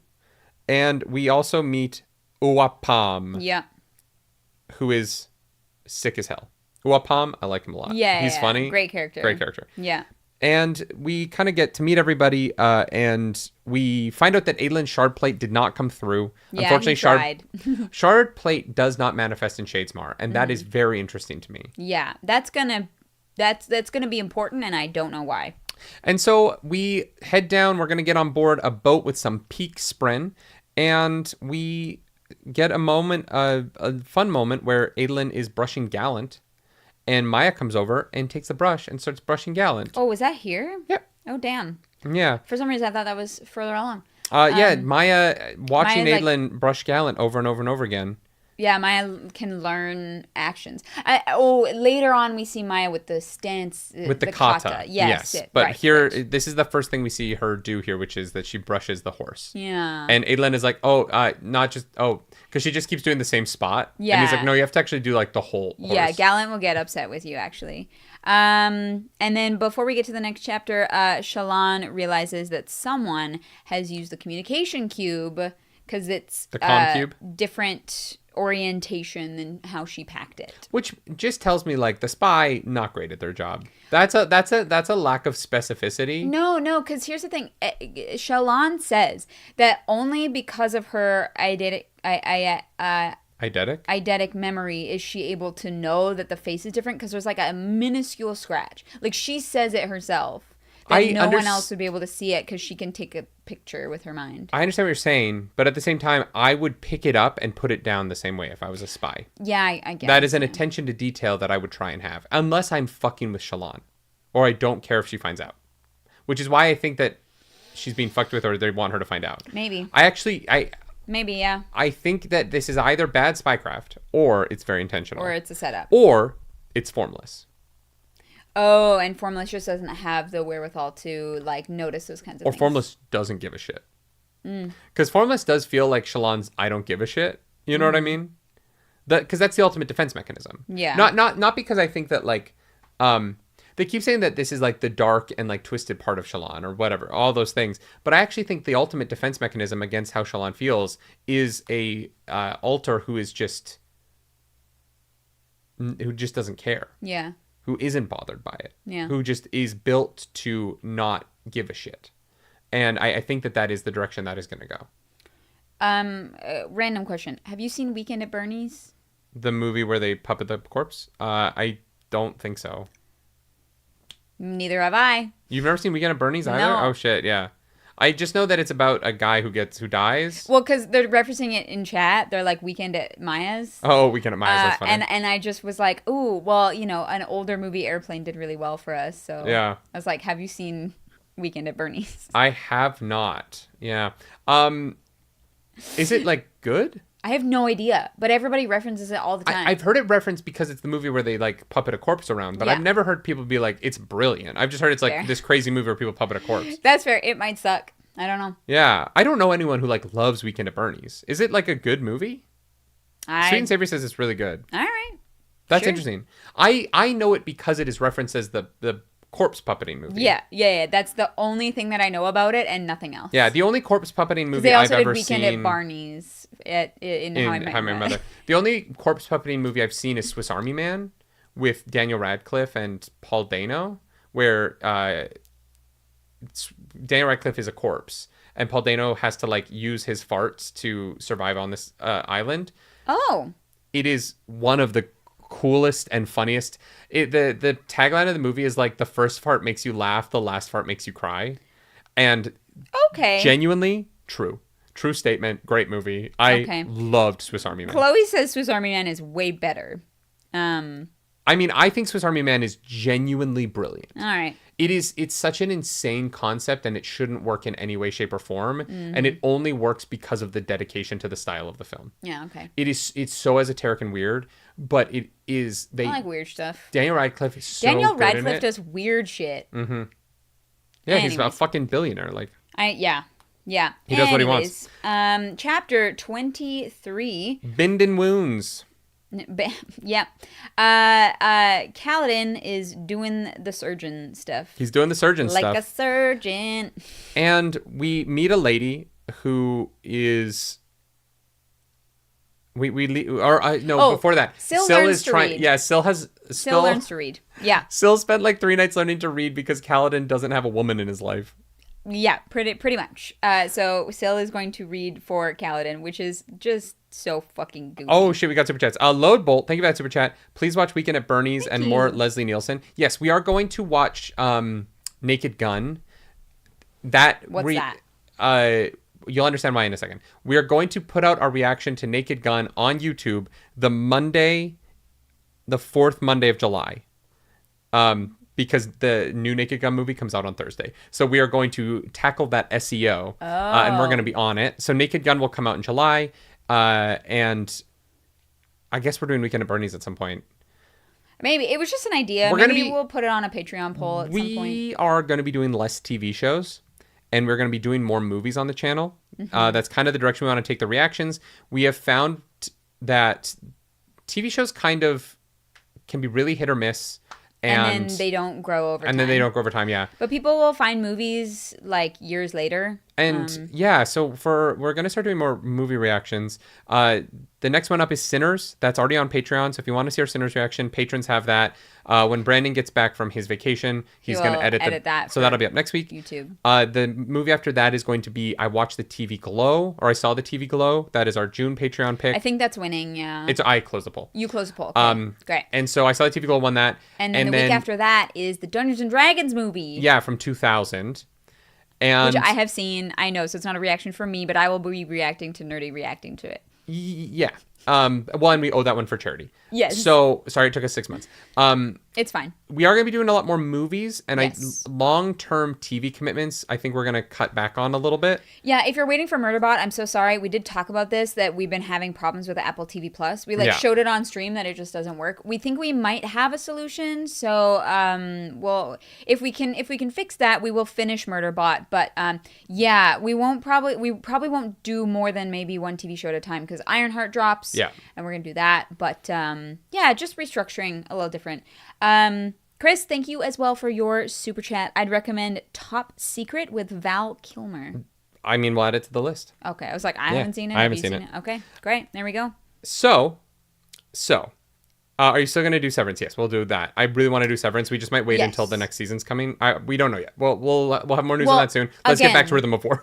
Apple TV Plus has not been working for us. Yes, we would probably be done season 1 if Apple TV Plus would have fucking worked. Yeah. Maybe not. We'd be halfway through. Unfortunately. Anyways, there are people who are watching this who aren't here live who are like, "Why did you go into this tangent?" Sorry, guys. Anyways, the podcast listeners are like, "What the fuck is this show?" They just stop to talk about other things they do on the channel for 10 minutes. Yeah. You should turn down your mic just a teeny. I don't know which one's mine. Oh, never mind then. Okay, I'm in one. Okay. Okay. So Adolin meets a woman. Syl has learned to read. That's where we were at. Yes, Syl has learned to read. And Kaladin also notices that she's acting a little more sad than she normally is. Yeah, why do you think that is? I don't know. I think that Syl really honestly thought that Kaladin becoming a surgeon again would like immediately fix him. Like she seems to struggle with Kaladin struggling. Are they in our yard? How is their mower so loud? I have no idea. Yeah, she doesn't seem to understand like the process of growth very well. No. Which is unfortunate. Well, and I think that's just a tough thing about being alive forever.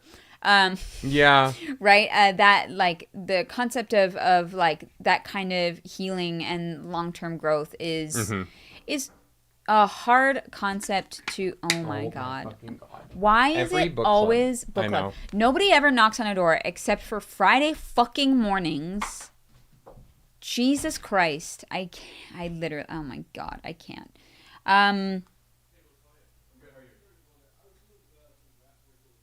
Anyways. I'm like, fuck, I can hear that and it's very distracting.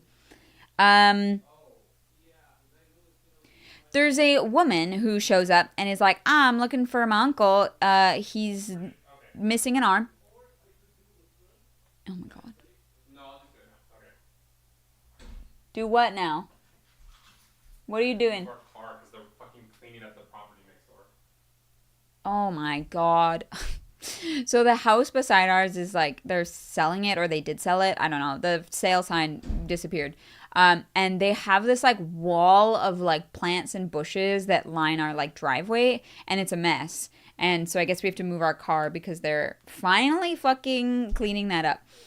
Anyways, yeah, so they're looking for a man who is unwell and has one arm. Which, like, if it's a good thing that Lirin has really good memory of people's faces. Because otherwise I'm like, damn, this search would take a lot longer. Carrion, welcome to the Nerds Radiant. Appreciate that. We love having you here. Also, I think that there are emotes for members. Pretty sure that did work. Clue. You can't hear the mower? Oh, thank God. I think it's because these microphones are different than the other mic that we used to use for book club. And they're just more directional. Yeah, also Clue is a movie I don't think either of us have seen. I know I haven't. Yes. Okay, yeah. Okay, there are emotes. Great. So, Kaladin goes to ask Lirin if he remembers this man. And who is there but Teft? Teft has explained that Dalinar let him get some time off because Teft is struggling with the war of it all, with the violence. Kaladin doesn't believe him. But he's like, I can't argue with you because I can't prove that you have or don't have battle shock.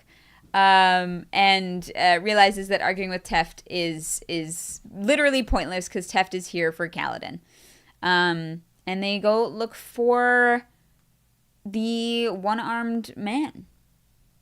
You alright, babe? Yeah. Okay. It's just gotta be a weed whacker outside our... Great. Love that for us. It's always Fridays, you know? Yeah. Can you guys hear that?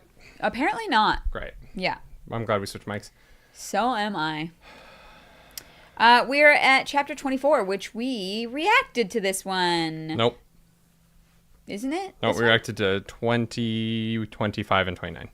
Oh, 25. Right. Because we jump from Kaladin's POV. I was like, no, the next thing we reacted to, but that's a whole other chapter later. Yeah. So we are with Radiant. She's telling everybody what to do. And what happens in this fucking chapter? I think this might have been one of the ones where I was like, I don't know, I needed it. Sure, yeah, they do. This was where I was like, it's a little fillery. They do talk about Baedo Mishram, and that No, the Spren don't know what's up. The Ghostbloods are looking for her. And Shallan is also Radiant is trying to get Shallan to kind of step up and take over. Yeah. And so Shallan does not want to. No. Shallan doesn't want to participate. No, she kind of has to be forced to. Vale starts drawing Adolin so badly that Shallan is forced to stop it. Well, and the comedy of this chapter is cute. The way in which they can torture Shallan into being present. Yeah. Just by drawing poorly is very funny. The comedy of that works. Everyone has their things. And yeah, we have this conversation that leads up to us thinking that the Spren are going to reveal something about Bide or Mishram. And then they're like, oh, no. The cryptic is like, oh, not the cryptic. The whatever the Spren is like, oh, I don't know. No, I don't know anything. But those are great questions. Yeah. Great questions. But I have absolutely no idea. You guys are on to something. Yeah. I don't know what it is, but you're definitely onto it. I was like, oh, okay. Super helpful. Thanks, bud. Shallan also does share that she intended to rob Yasna and almost succeeded. And Adolin thinks it's hilarious. Yeah, fucking cackles. Well, and I love Adolin in this moment being like, oh, so you did it. And she's like, what? And he's like, well, if you hadn't succeeded, she would have told people about it. But because you succeeded, she's way too proud to ever admit that anyone got one over on her. Yeah. And so I love that. I like the subtle way in which we see how Adolin knows his cousin through this. Knows Yasna, right? And knows Shallan. Yeah. Where he's like, oh, so you actually did steal it for a bit. Because if you hadn't, she would have told us about it. Yeah, exactly. Yeah. But she's can't admit that she got. You know what I'm saying? Yeah. And yeah, that's the whole chapter. They're just traveling. Yeah. And then we get to the Devotery of Mercy, the chapter that inspired the title of this video. They go on an adventure. Teft and Kaladin, boys on the prowl in the city. And they are looking for this one-armed man. So they go to a adept house of healing, where the adepts are basically like, hey, yeah, we know who you're talking about. He was here. He is with the Votary of Mercy. We really didn't want to send him there, but we had to. Yeah. And Teft is like, you didn't send him there right away? You didn't send a suicidal man to the Votary of Mercy immediately? And the lady's like, no, you're right. I guess we should have. And then they go there, and he's being kept in the dark in the middle of the tower. And Teft is like, oh, I was cruel to... I should bring her chocolate. I was cruel. I fucked that one up. I too would do everything in my power not to send people here. Mm-hmm, mm-hmm. I think you might have turned your mic up.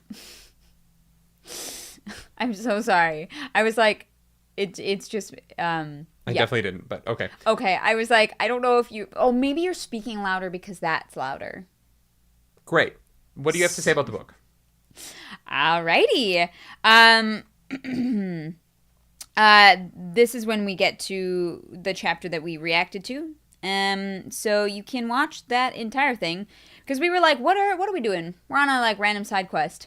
And Kaladin is like, you're keeping this man in the dark, even though he's unwell. There's no sunlight, and he's reminded of the times where he was locked up for after the duel. Yeah. And when he confronted Amaram, and also Adolin also locked himself up in solidarity. But that no light, no sunshine, no fresh air. He's able to remember that feeling and relate to it very closely. Yeah. And is like, this is not what this person needs at all. And they take him outside, and the guy's like, wait, no, you can't do that. And they're like, what is he gonna do? We're literally Radiants. He can't hurt us. The guy doesn't want to even send them in. They're like, well, he's like, you'd have to be of the third dawn to be allowed for us to tell you if he's even here. And Kaladin is like, do you want to do it or do you want me to? Scylla's busy, so if you could do it, actually, she'll get really annoyed if I interrupt her. Arzu, thank you for that super chat. Just wanted to say hi and tell chat to behave while I'm doing my work thing. Have fun. Thank you, Arzu. Thank you, Arzu. Appreciate you. We appreciate it. And so once he's literally like, you can't go in the room with him. He's dangerous. Yeah. And Teft says, son, they could run us through with 100 swords, and we would be fine. Yeah, we're actually good. What the fuck is he gonna do? Yeah. And so Kaladin is basically like, look, if you would like to go talk to Jasnah and complain to her, that's fine. Go for it. She's gonna take my side. I'm taking this man. Yeah. I'm taking him outside. We're gonna go sit on a bench, and we're gonna feed the fucking birds. And we're gonna talk. We're gonna have a little therapy session. Mm-hmm. And Brandon Sanderson really heard my problems with the Wheel of Time. Yeah. In that there had to be a therapy Aja, and now we finally have the pink radiance. Yeah. We've got the therapy radiance. Yeah, and I appreciated the way this was handled, right? Because it wasn't that Kaladin suddenly starts doing talk therapy. He just is like, I'm just going to talk to you about me. Yeah. And he kind of invents group therapy, not through the intention of like being a therapist. Yeah. But just by like, we just need to try something else. Yeah. There's no way this works. He sees a man who needs help. Yeah. And is like, what is the best way I can help in this situation? And we get to the end of the chapter. It does not fix him, right? It just makes him feel a little bit better and leaves him open to the idea that maybe he will tell his, niece he's alive at some point. Yes. And Kaladin talks to the deputy. He's like, what do you do with aggressive people? And they're like, oh, we lock them in the dark. What do you do with sad people? We lock them in the dark. Yeah. What do you do with DID people? We lock them in the dark. And it's like, oh. Well, if I as a surgeon, why the fuck would that work? Yeah, it's like if I was a surgeon and I used one treatment for every ailment, that would yield very poor results as well. Actually, there was a period in human history where we like gave everybody a lobotomy. Pretty much. We're just like, I'll just cut out part of the brain; it'll be fine. What could go wrong? Yeah. We were really good at taking care of people. And so Kaladin is going to start a group therapy time where they're all going to sit down with coffee and donuts and introduce themselves, and then it's basically Alcoholics Anonymous. I love that. They're going to pray to the Stormfather, and then they're going to do their thing. Pretty much. It's a great chapter. Honestly, it is a great chapter. There's jokes we made about it, but there's no jokes in it. It's not a funny chapter. Yeah. Other than Teft, kind of flexing the radiant thing, it really is handled very seriously and very well, and I like the way Brandon Sanderson approached it. Yeah. Chapter 26. The Little Espionage. Oh boy. What? Okay. This chapter with we're going to make Shallan be the person that does the espionage because we need to force her to do stuff. Mm-hmm. Yeah, I really liked Shallan in the first part of the reading. I wasn't as hot on the Shallan stuff this week. I'm gonna be honest. There is something about I'm trying to figure out what it is. There's something about her alters. I think that you are frustrated with that she's trying to take a backseat to her own story. I think that's it. Yeah, you like characters that are active in what is going on and don't just have things happening to them or happening around them. Yeah, and I think that having a character who is arguing with herself about whether she should do things, I find it kind of annoying. Yeah, I'm shocked. And the fact that the thing that they talk themselves into finally doing doesn't go anywhere and just leads to kind of a... Well, actually, we don't know it's Beryl because our espionage wasn't good. I just think I think all of it was not my favorite. Yeah. I think I think you're right. I think it is that they're like, Shallan is like, well, I just don't want to. Okay, great. Let's go fucking be with Adolin until you want to do something. Yeah. I think that is a really tough thing to have one of your protagonists feel because you are there reading a story, right? You are there to experience a story. For me, I am very fascinated by Shallan, and I do find these moments to be very real, even if they don't necessarily serve the story the best. Okay. Yeah, and I think that, again, that's just a really tough line to walk with something like this, because yes, you are writing a book and sharing a story and telling a narrative, but you are also trying to make these characters feel like real people, and people experience that. Sometimes there is a fatigue that is just like, I am carrying too much. And I'm going to go lie down for 6 hours. You know what I mean? Like there are things about this and about Shallan that just feel so human, that I do understand why they're there, even if they are frustrating to read as the audience. Yeah, I just think I think that it's being repeated in a way that is... I think that I would feel differently if she was still in Urithiru. I think it's that she's on this mission, and that, like, this is life or death. And she feels non-participatory, despite the fact that the stakes are very high. Yeah. And I don't know. I think that might be some part of my frustration with this part of the narrative. Is it doesn't feel like she's trying to find it. It feels like she just doesn't want to. And I'm butting up against some of these. And honestly, the other part of it is, like, this Shallan section, what happens in this chapter to me is so rudimentary. Like, we're going to just say 3 different spren to 3 different people. That it felt a little bit like the side quests in a video game that you have to do to get the mask to do the thing. Right. But, like, it's not... Like, going and telling 3 different NPCs 3 different things just isn't particular... It just isn't interesting. No, but I do have a feeling that it's going to reveal information in a way that it, like, wasn't supposed to. Like, even if we don't think that Beryl is a spy, we do at least know that someone is contacting Mraize, and that Mraize is trying to fuck... Mraize is either got a spy there, or Mraize is trying to fuck with Shallan /Veil/Radiant. Yeah. And, like, that is still a little bit more information than we had before, and it's not enough, but it is something that I think will benefit the story later on, just not in the way that, like, Veil expects it to. And I also do think that, like, Veil and Radiant trying to get Shallan to be more active in her own story is what is going to lead to her being able to handle the things that she is trying to repress. I agree with that. I understand it. I do get it. Yeah. I just think the way in which it is interacting with the narrative right now, I am butting up against. I think one of the other things about Shallan that I am struggling with a little bit is because we get this section here where we get this very honest conversation with Adolin, where he's like, I'm just trying to help. Like, I want to understand. I want to be better. I feel like I'm doing a bad job at this.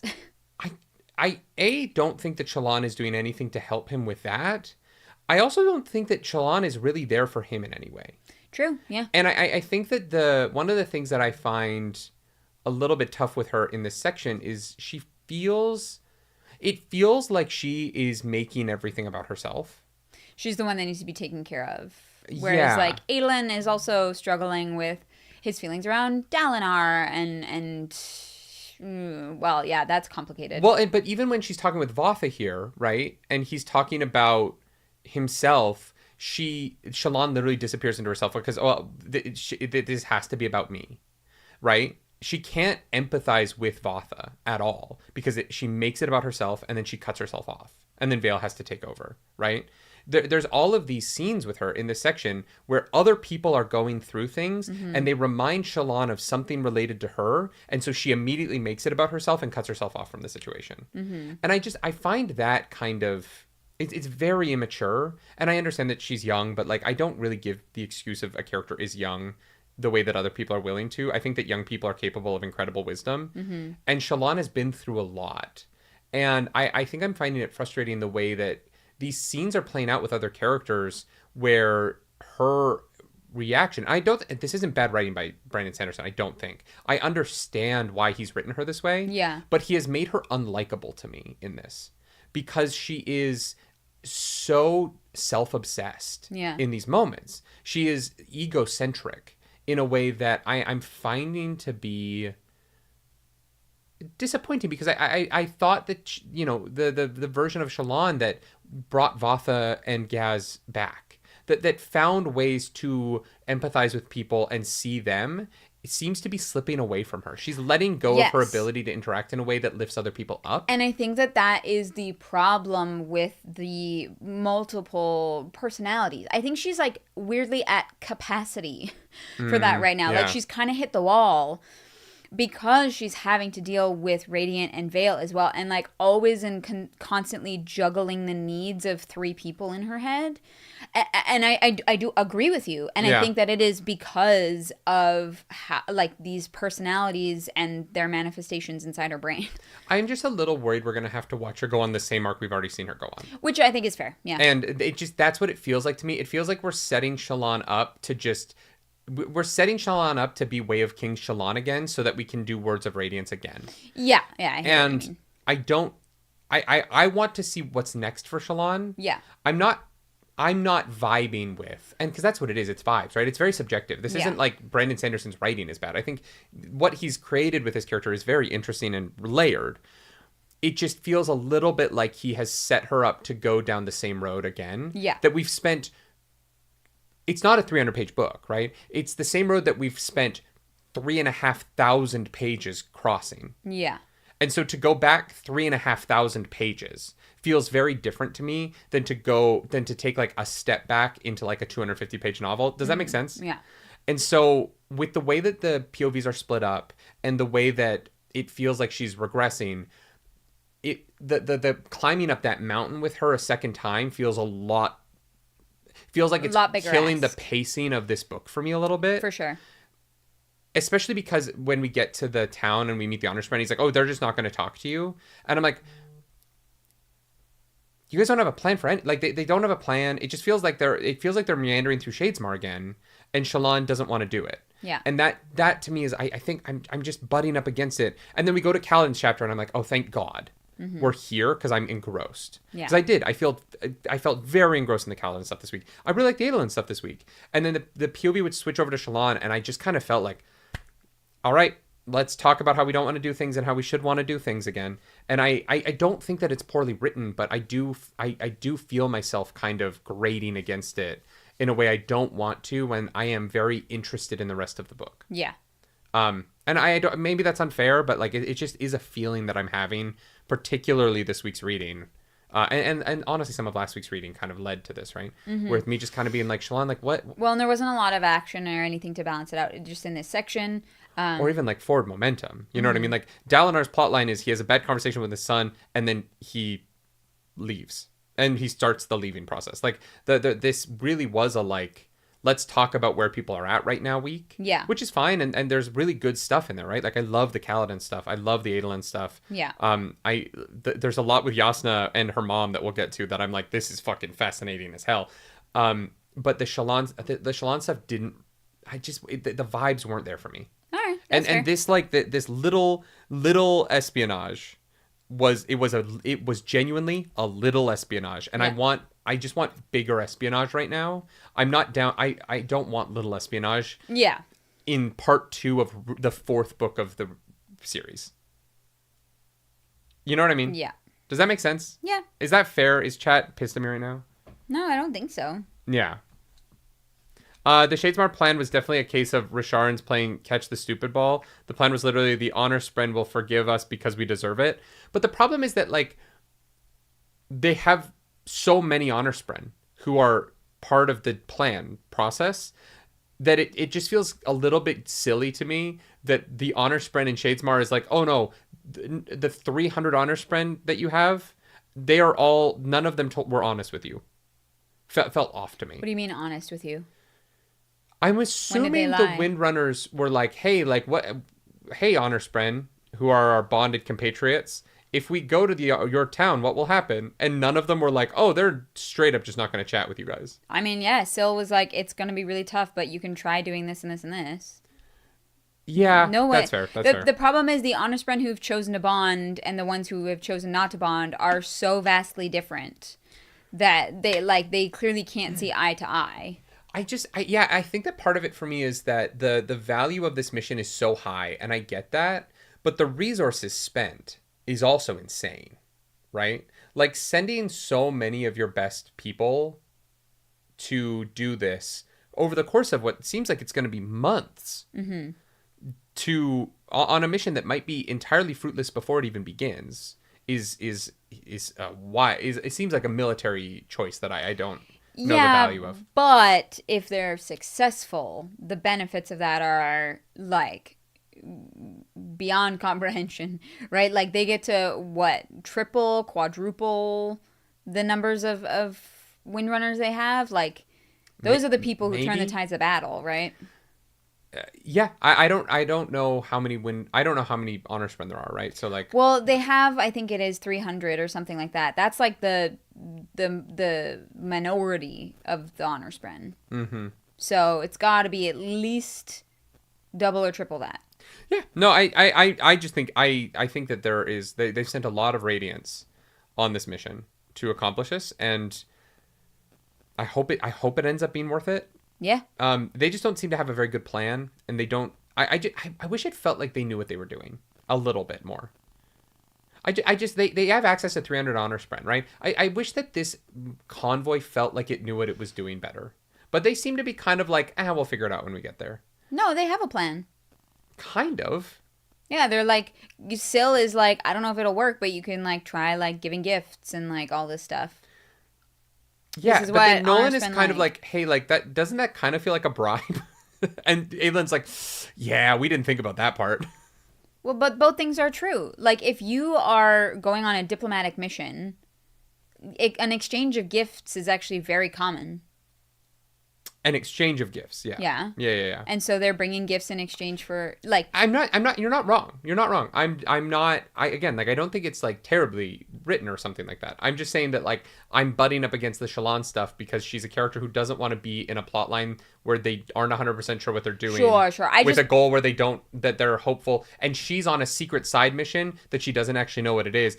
Every element of the Shallan plot line is a lot of like, I don't want to be here. I don't know what I'm doing. I don't know what I'm supposed to do with that. I guess we'll just get there and figure it out. Yeah, we're taking a long time getting there. I was referring more to chat saying that everyone's taking turns holding the stupid ball.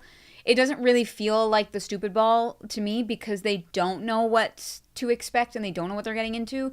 And even the information that they do have is from the like rebellious faction of the honor spren, and so they're kind of just doing their best. I don't think anyone has a particularly great idea for how to handle it yet, but I also wouldn't say that they're like passing around the stupid ball, because I'm just saying that if the plotline is going to be we're going to go somewhere and we don't have a great plan, I would like for the characters in that plotline to at least want to be doing it. But if you're going to both have that's fair. The main character in that plotline not want to participate and also not know what they're doing, and also have I'm 100% on your side. Yeah. I was commenting on chat. I think it's the trifecta of those three things that is causing me to be like, is causing me to butt up against it. I just want someone in this plot to, and Adolin does. Adolin wants to be here. Adolin's excited. Like Adolin is, and that's why when it's Adolin's POV, I find it more intriguing right now. Adolin's great in this section because he's also the one that is thinking about their mission critically. Yes. Like an adult. Yeah. Adolin is in charge, and it is a true testament to him as a person and his upbringing and like his care for the people around him and for the success of their mission. Yeah. Adolin's great. Honestly, he's become one of my like favorite characters in anything. I do agree with that. Like, I really enjoy the Adolin POVs this section. Yeah, he's fantastic. Now let's get to banners. Might be my favorite chapter of this section. Damn. Dalinar and Navani have their like final conversations as they get ready for Dalinar to leave. Yeah. And they have a conversation about Taravangian, where they're like, he is going to try and kill you. And Dalinar's like, yep, on it. I know. And she's like, cool.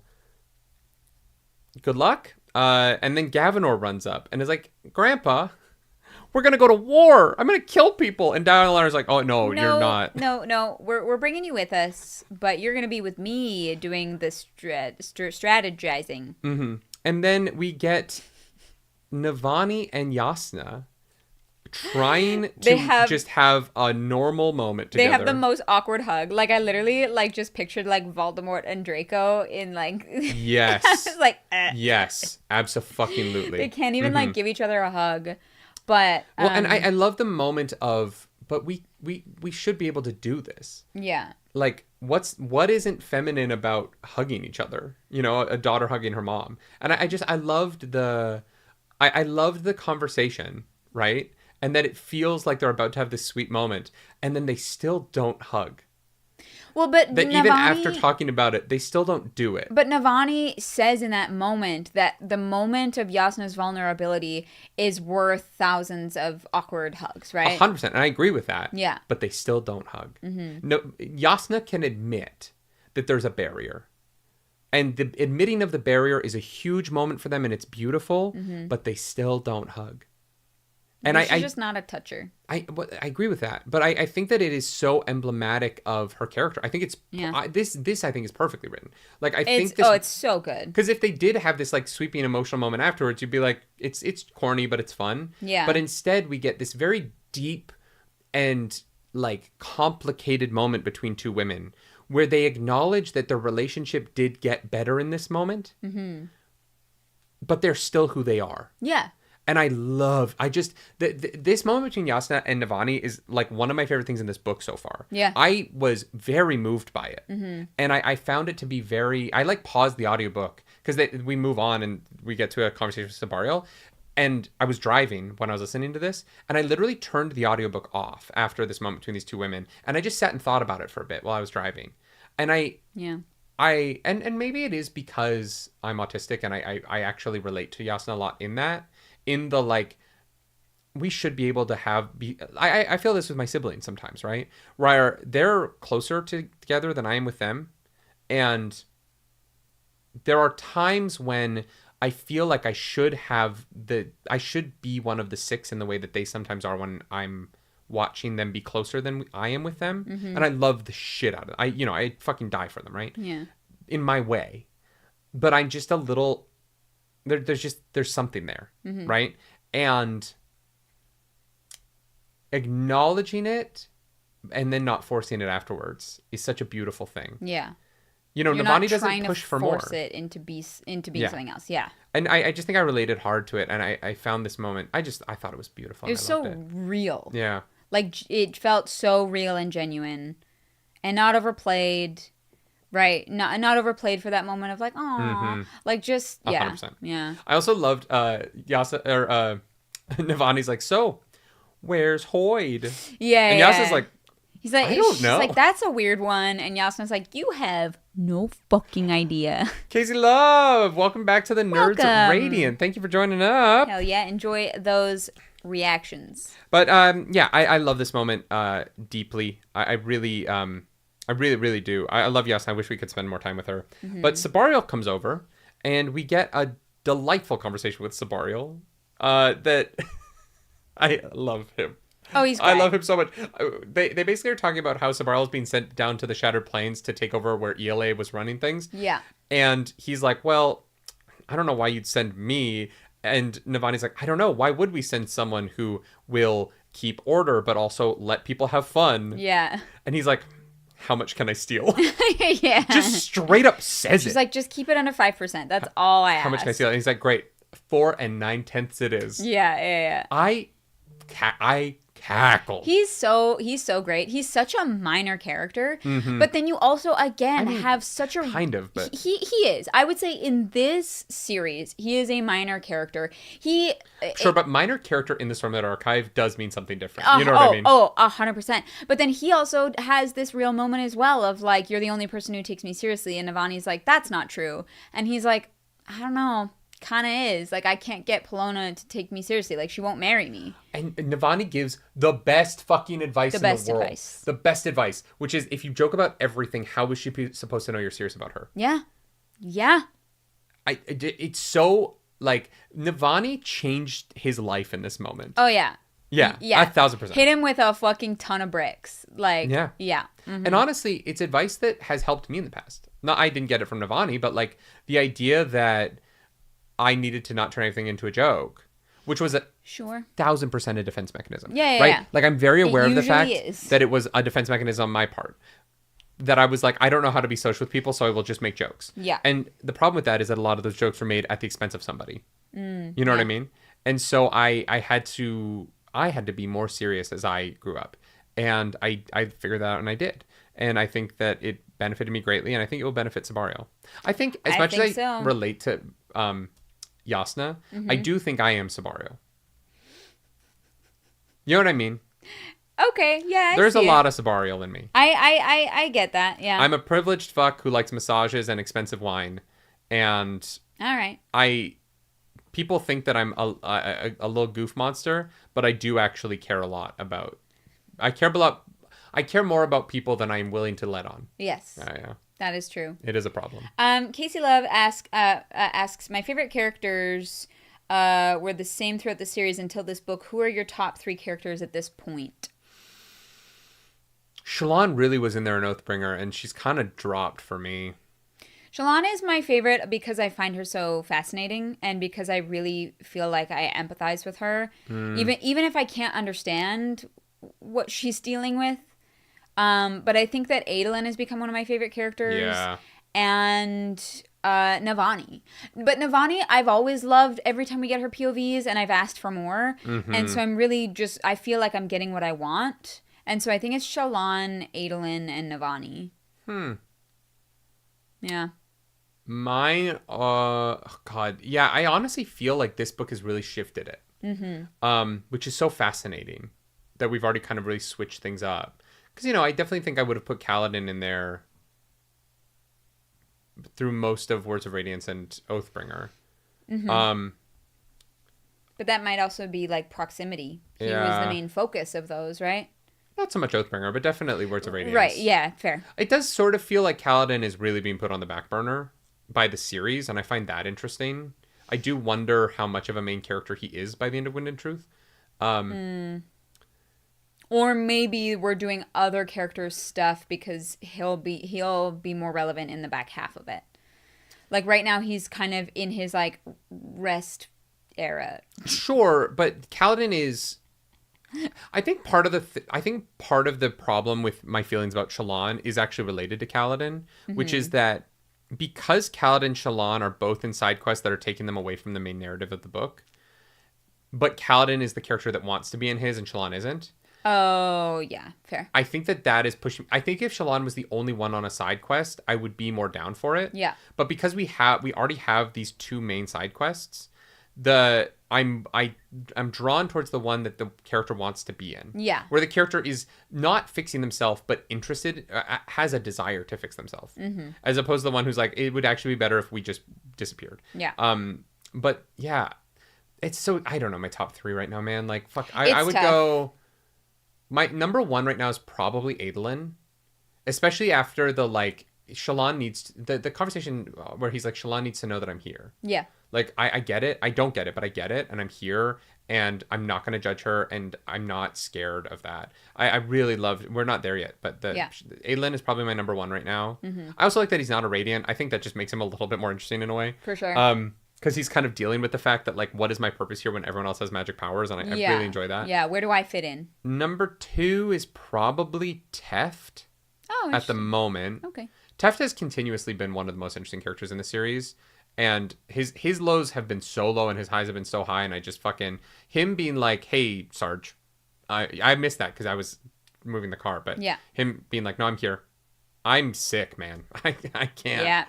Yeah. And his, like, trying to deal with his own addiction issues has been really fascinating. Yeah. And number 3... Venli? Oh, that's a good one. I'm really into what's going on with Venli. I find her shit so fascinating. That's absolutely valid. So yeah, I think it's weird because it's like it's none of the main characters. I'm so fascinated by Adolin, Teft, and Venli would be my 3 favorite characters right now. Official ACM says, I love the arc of best warrior on the planet has to learn to cope instead of him just being the most badass forever. Which I think is also a valid point. Like if Kaladin was just the best at everything always, it would be cool. But it wouldn't. It would just make the series feel less grounded when this series is like tackling like really serious issues. So I do agree. I do think it does make it tough for the overall narrative. Yes. But I do love it for Kaladin. And like even though he's not my favorite character right now, I'm genuinely so intrigued to see what he learns from this time, stepping back, and what he gets from Teft, from Teft being there for him, and how he takes that moving forward. Because I don't think he's going to be a surgeon forever. I think he is just too valuable. I think 100%. that I agree with that. there is so much more for him coming up. There will be fourth and fifth ideals, I'm sure. I agree with that. I don't hate the idea of what Kaladin's doing. I think that it is... I think this book feels like all of the side quests are happening, but the main quest is in the background. And I think... The main quest feels like Venli, weirdly enough. Well, no, the main quest to me feels like Dalinar going to Emul. That feels like the most important thing for the war. Oh, right? Yeah. And so this book kind of feels like a Feast for Crows felt, where I wanted to know what was going on with Jon Snow, and I wanted to know what was going on with Daenerys and like those characters, and then we spent the entirety of book 4 of Game of Thrones with the other characters. Oh my god, yeah. And this book has a little bit of that Feast for Crows feeling, not just because it's book 4, but also because Kaladin is not the main character of this series anymore. Right. And this series started with him, and he was the main character, and then in Oathbringer he stopped being, and then in this book he isn't. Well, but we're going to spend a lot of time on him doing non-main plot stuff that is very interesting and is a cool arc. And I agree with that. But just because he's not doing main plot stuff, does that mean he's not the main character? Yes. Because I would argue that he actually has a lot of time and attention in this book so far. We spent 100%. a lot of time with him. And so he kind of is a main character, even if he's not the first and foremost force driving the war forward. This series has put him in the backseat. His problems have been smoothed over so that they aren't as big of problems for the sake of the narrative, right? Kaladin's issues between the Dark Eyes and the Light Eyes have been mostly glossed over in the last book and a half in order to not have to have the characters who have been thrust into the spotlight of this series have to deal with their problems, right?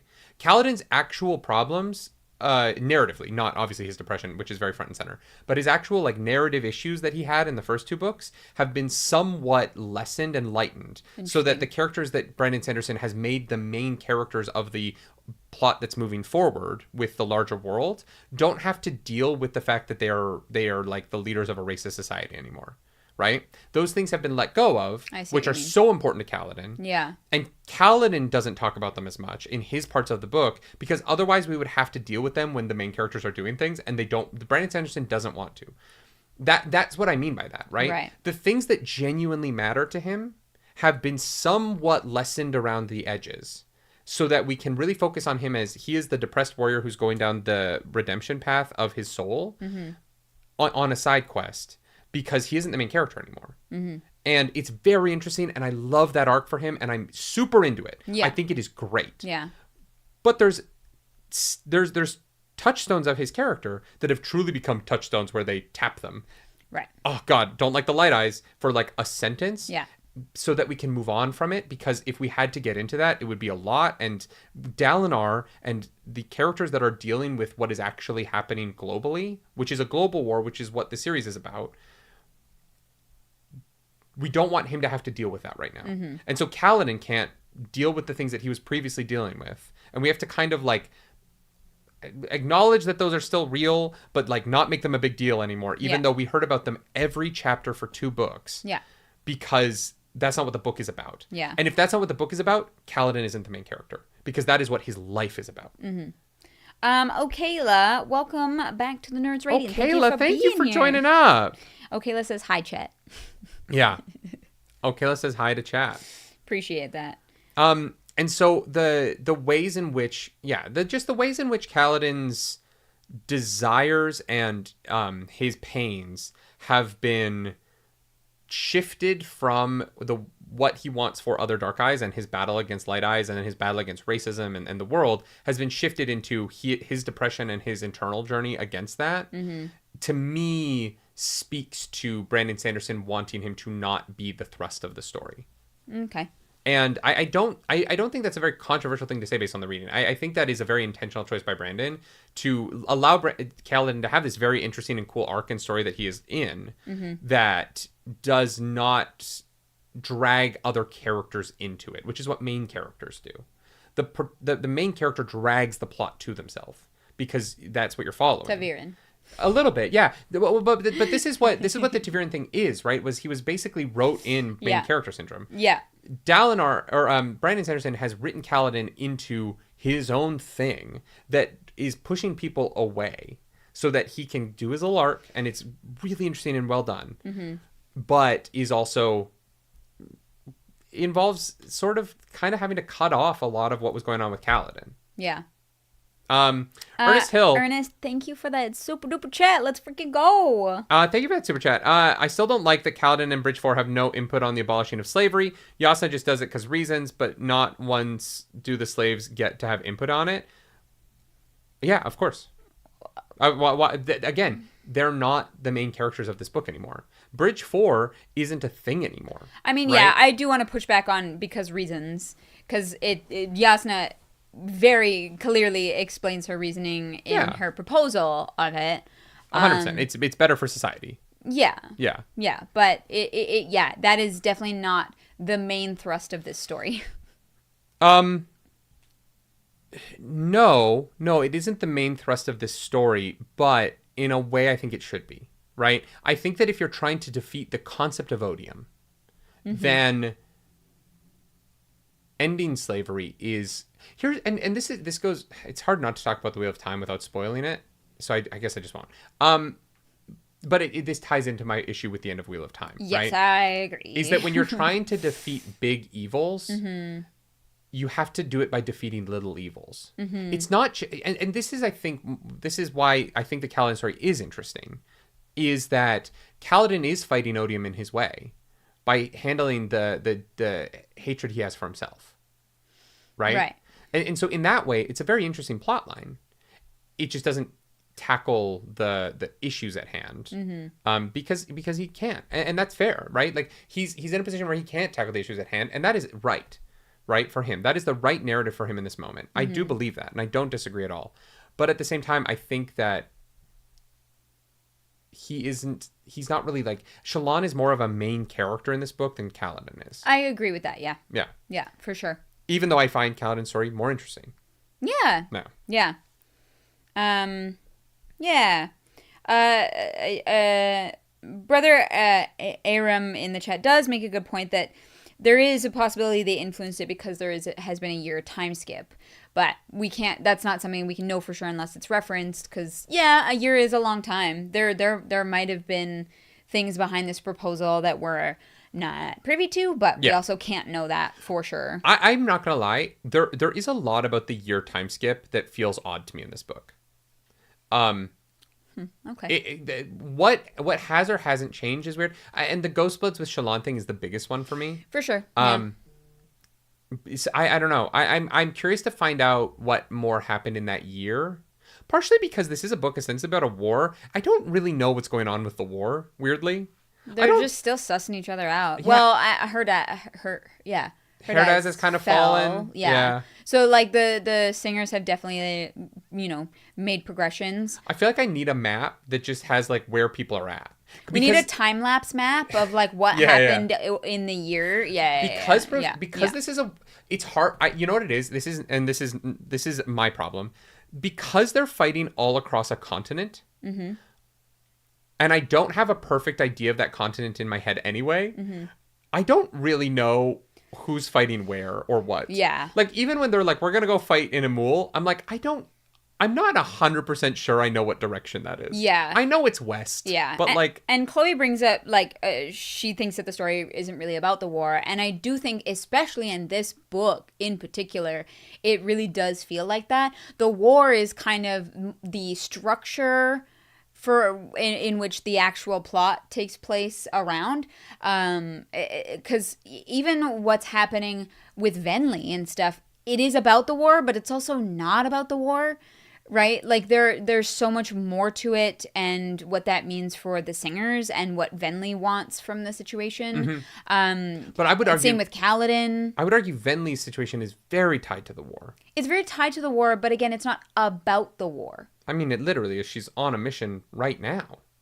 Yes, but like her internal narrative is never about the war. It's about her people and what they want. Venli not wanting to fight the war is what makes the fact that she has to interesting. Yeah, I'm just saying, right? like I do understand the feeling that the war isn't actually like truly the main plot of the series, especially in this book. I just don't agree with that. Like I just fundamentally don't. When if you're going to end every book with the massive war battle.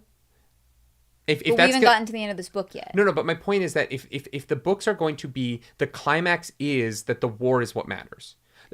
Every book's climax has been the big battle of the war. Yeah, sorry, we were talking about this. Like this book feels like it that might not be the case. And if it isn't, that would be great. Yeah. That would be very interesting. And I think that like this is one of those things where like once I've read the full book, my feelings about it might be very different. Yeah.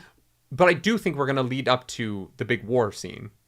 Because that's how all of these books end. Yeah. And so I think that structuring your book as like, I'm going to do 700 pages of mental health and then 300 pages of war, and then we're going to do that again the next book.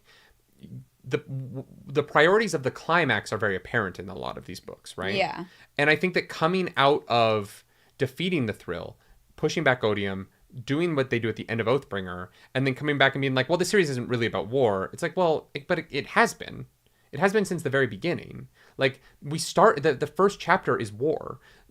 We have to defeat Odium. Like, the problem with that is that there's not a way for the series to end that isn't defeating Odium or everyone's dead. Right? And so defeating Odium has to be the goal. You can't be like, well, the series isn't really about defeating Odium. It has to be.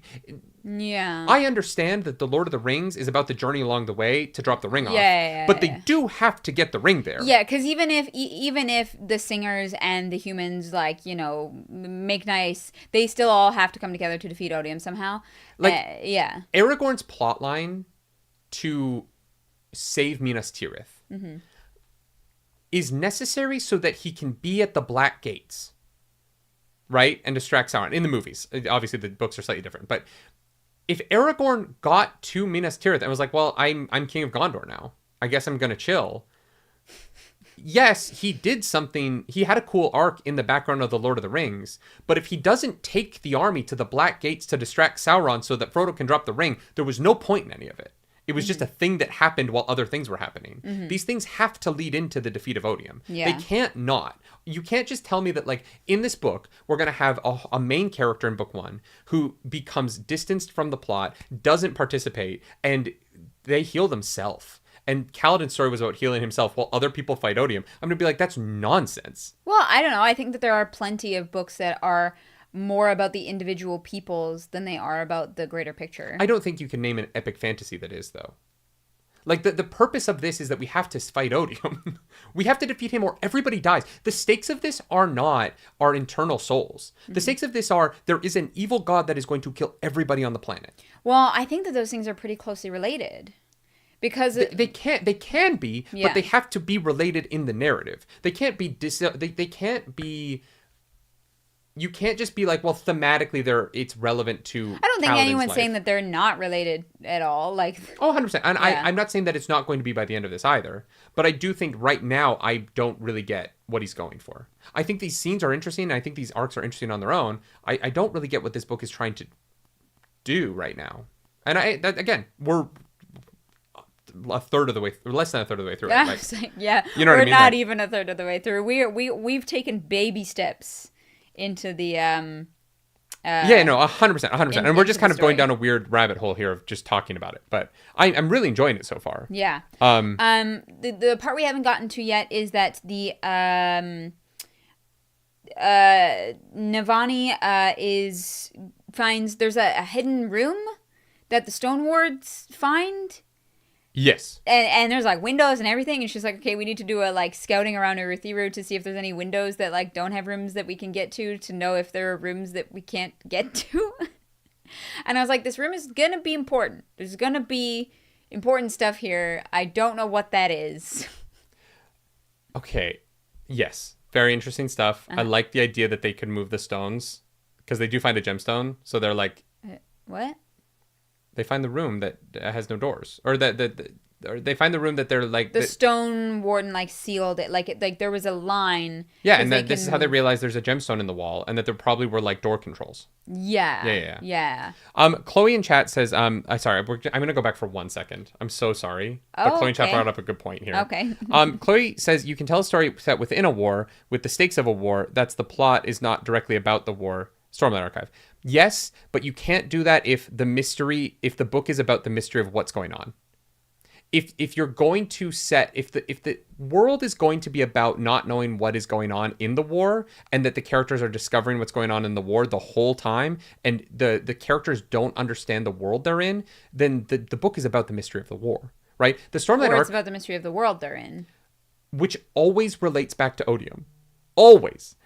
If the Stormlight Archive, if we do character shit for the rest of this thing and we defeat Odium, but we never get answers to any of the fucking questions that Brandon Sanderson brought up, would that be satisfying?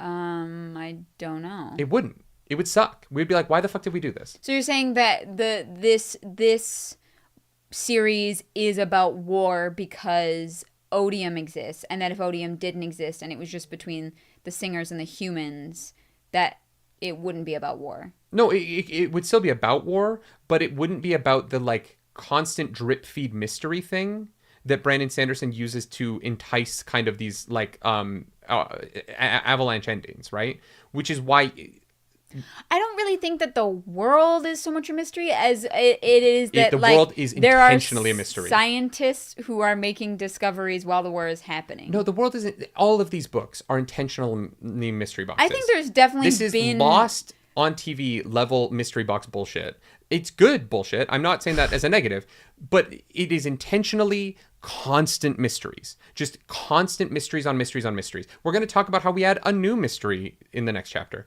This book is mysteries on mysteries on mysteries that all are about getting our characters to be in the war. That's how he handles it. That's just how his writing style happens. This isn't about characters who understand their world grappling with it. This is about characters constantly trying to figure shit out about the world and the war it relates to. Like, someone brought up 1917, but James Ross brought up 1917 as an example of telling a story within a war. But the characters in that world know what the fuck's going on. Right. 1917 isn't about trying to figure out who the Nazis are because they're aliens from another planet. Mm-hmm. 1917 is about the human story of people surviving in a war that they get, right? Mm-hmm. They know what they're doing. They know what the fight is. They know what the stakes are. They know what their goals are. That's not what this book is. Mm-hmm. They don't know what their goals are. They don't know what they're fighting. They don't know how to win. They don't know how to do anything. The book is about solving those mysteries. And if you're going to throw all these mysteries at your audience, you have to satisfy those. You can't then be like, well, Kaladin's the main character, but Kaladin isn't going to satisfy any of the mysteries because he's not going after that. Kaladin isn't fighting the enemy because he's not going after that. Kaladin can't be the main character if he's not interacting with any of the shit that you're throwing at your audience. Solved many a mystery. Right, but he's not in this book. Like that's what I mean by he's been pushed to the side. Okay. Right? Kaladin has been pushed to the side because he's not interacting with the things that the book is trying to throw at the audience. And he's on his own quiet little journey, which is awesome, and I love it.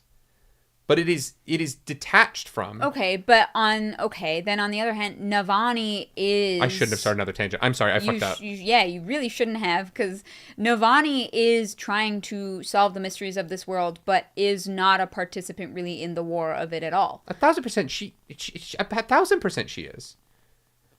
Navani is running everything. Navani is very intentionally doing the work of keeping the war going. She is participating constantly. She's discovering the mystery of Urithiru and how the Spren works. She's making inventions that then aid the war. And getting Fabriel to run the Shattered Plains. That's not about the war. Yeah, it is. That's just about running a kingdom. Yeah, but that's your supply chain. That's your supply chain to your oath gates. That's necessary work. Yeah, but that's not anything to do with the war. It's just setting up the continent. Okay, maintaining your supply chains is the most important thing you can do in war. But but the supply chains come from the soulcasters and the food that they make while they're on site. The Shattered Plains Oath Gate is one of the most strategically important parts of their operation. Because it is the only oath gate that they have near Kholinar. Yeah. That is a massive. And she's like, Fabriel, you go deal with it. So Navani is also not dealing inventing with it herself. The mechanisms that they're taking into war. Navani is the 15th most important character in these books, and is more connected to every single plot line in these books than any of the other characters. Navani is relevant to every plot line. She is present in every plot line, and she has intention. I just don't think her story is about the war. I don't see how you could say that. She literally built the ship. That's like saying Oppenheimer isn't relevant to World War II because he just built the bomb.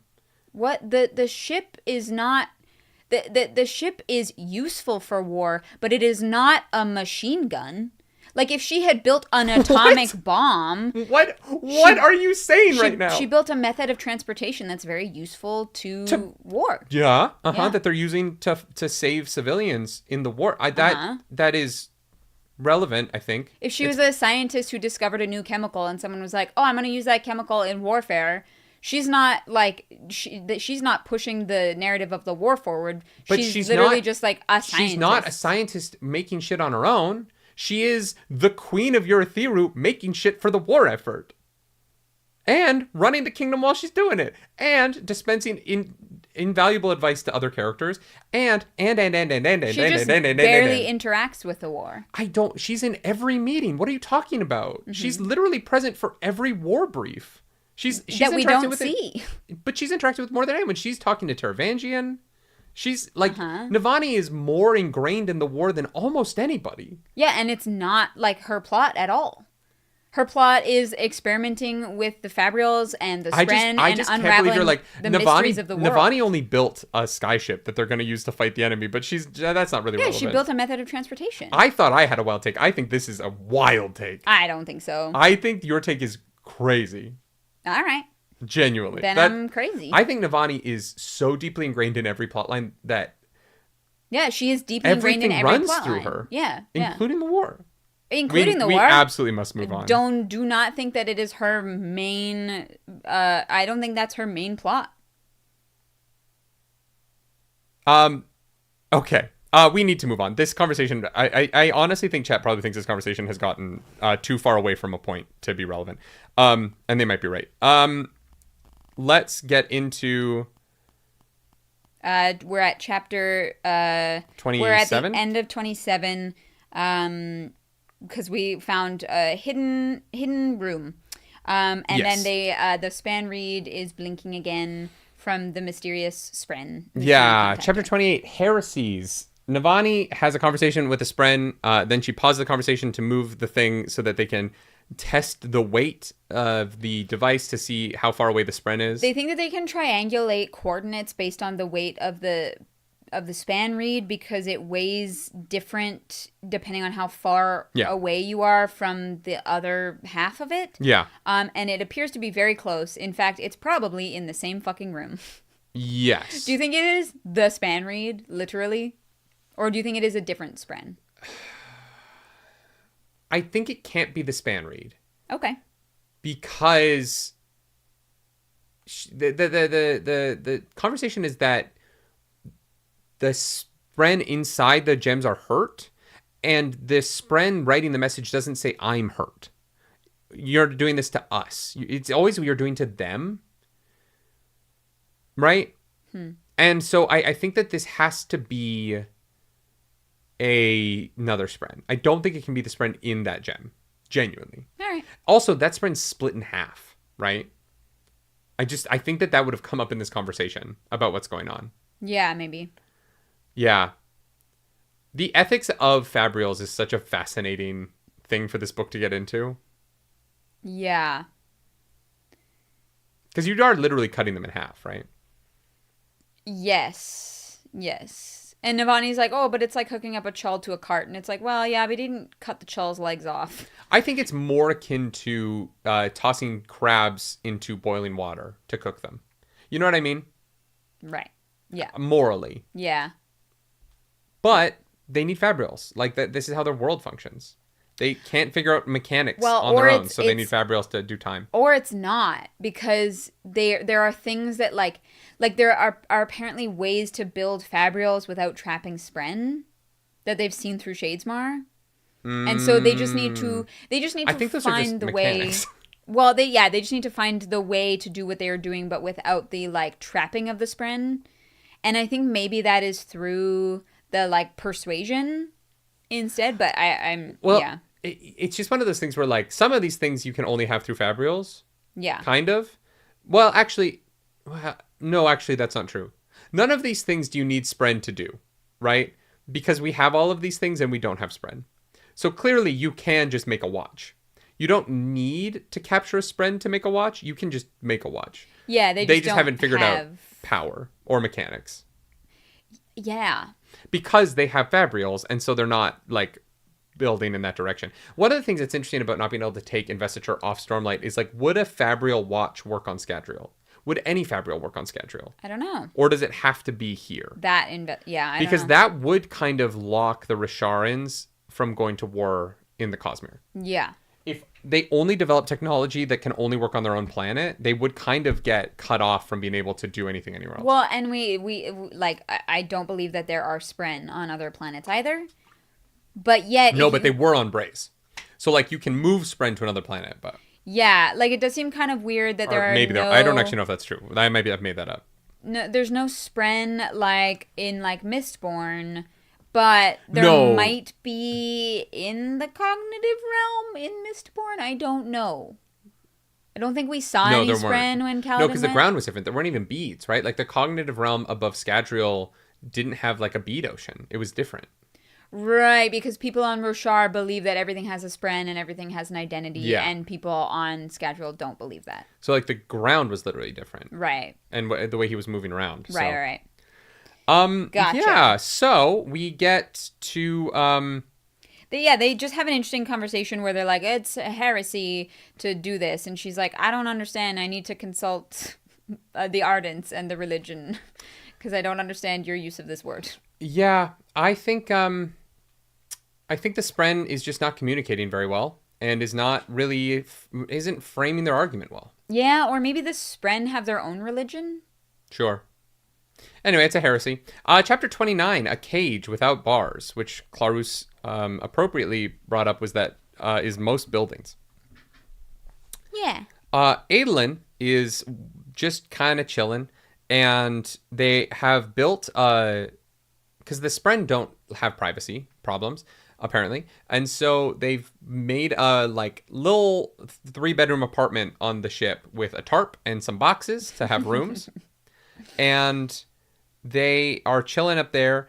Adolin is doing katas with his Spren. This one he teaches Maya a new kata. No, he doesn't teach her new kata. So it's important.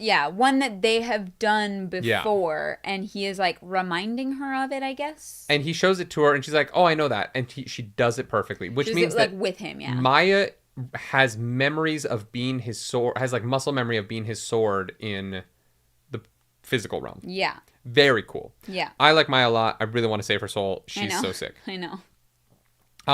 We also find out that they won't have Stormlight for much longer. There is no way for them to calculate that they would, like, make it to in lasting integrity with any Stormlight left, because it just fades. But we do talk about the, like, perfect gemstones and how spheres that they use for money are all, like, the same amount of imperfect in a weird way. Yeah. Which is very suspicious. Well, and this brought up something that I was like, oh, I don't think we have an answer to this. I don't think they make new money. I don't think there's, like, a mint. I don't think so. And almost everyone on the planet uses the same currency. Although I guess the mint would technically be the gem hearts, because those get captured and then put into circulation. But those are not exactly money. They're kind of like a gold crown. The mint is where it's made. in with currency, right? The mint would be where they're turning those into chips and bromes and things. They're not turning the gem heart into chips though, because those are diamonds and rubies and sapphires. Someone would have to be. No, you have the gem hearts are their own things. The gem hearts are not like made up of diamonds and rubies and sapphires and shit. Aren't they? No, they're like their own gemstone. Like I don't think you break apart a gem heart. Pretty sure the gem heart stays intact. No, I think they're just worth a lot. You think they're like breaking apart and refining the gem hearts? I did think that until now. Huh. Because now I don't think they make new money. Because the conversation here is an insinuation that all of this money is perfectly sized. But also the same amount of imperfect. Well, I just mean that they always hold the same amount of stormlight. Yeah. And it all like dissipates at the exact same rate. Soul casting shatters gem hearts. Okay. What the fuck is Bashar made out of that they keep having all these gems? But I don't think they're making new money because they don't seem to be aware of why the money is all exactly... Oh, yeah. Thank you for the super chat. Sorry. I'm just like really in this. They don't seem to have an understanding of how they get them to all diamond chips hold the same amount of money of stormlight in them for the same amount of time. The perfection of that implies to me that all of their money that they have in circulation is old, which is crazy for an economy. Yeah. If they can't make new cash, there is that is kind of wild. Huh. The gem hearts crack with usage, so new chips get made. But then how would all of these spheres be the same amount of imperfect if they are just made from scraps of different gem hearts? Well, they're being refined at a mint. And so they're deliberately refined to be worse? Because someone is putting them in crystals, right? You're not holding like a raw diamond. They're in a little thing that has a flat bottom and it's a bubble. I thought that the gemstone was cut to be that shape. No. The money is like it's like in a little like glass thing, right?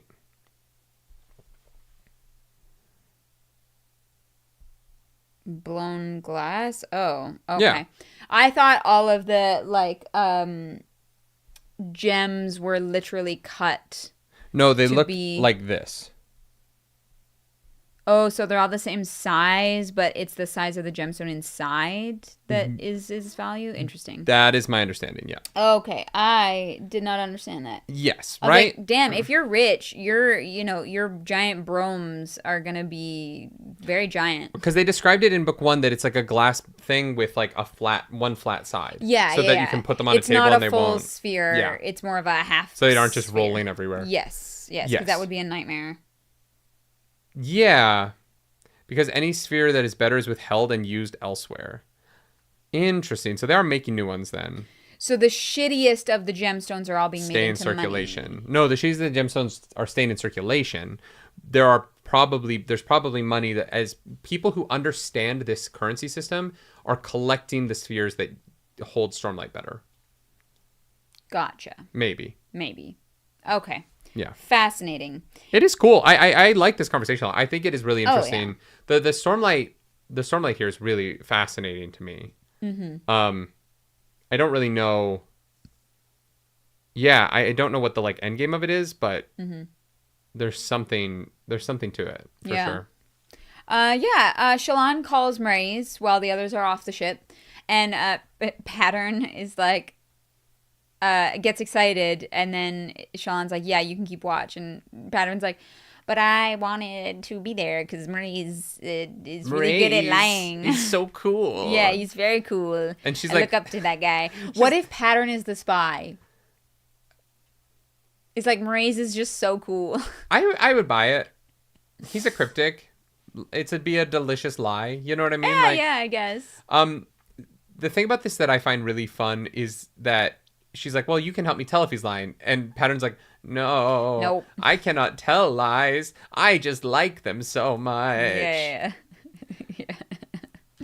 Yeah. I fucking love Pattern. I know I said that. I know I didn't include him in my 3 favorite characters, but he is one of my favorites. Yeah, he's definitely up there. Mm-hmm. And so Shallan and Mraize have the conversation that I found deeply frustrating because I was like, Shallan, stand up for yourself just a fucking little bit. When he starts referring to dogs, I was like, Shallan, no. You got this man is not going to respect you if you have no spine. Yeah. Like, the reality is you have to show that you have some fucking self-value. Yeah, I like Mraize less and less. Yeah. This conversation really... Because I was like, oh, it's kind of cool. He's, like, trying to get Stormlight to another planet. And I'm like, fuck this guy. Yeah. He seems like a dick. Any man that refers to a woman as a dog, just... Ick. Yeah, immediate ick. Now I want him to fail. Yeah.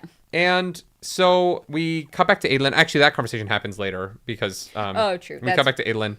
And Adolin and them are going around town. They meet a Deadeye, who is a cryptic Deadeye. And is a recent Yeah. Deadeye. This cryptic went off 10 years ago to try and become a Radiant Spren. Mm-hmm. And was found about a year ago, dead-eyed, wanting to be in this spot for some reason. Mm-hmm. And so the Ink Spren, who was their partner and best friend, set up shop here so that their Deadeye friend would feel comfortable working.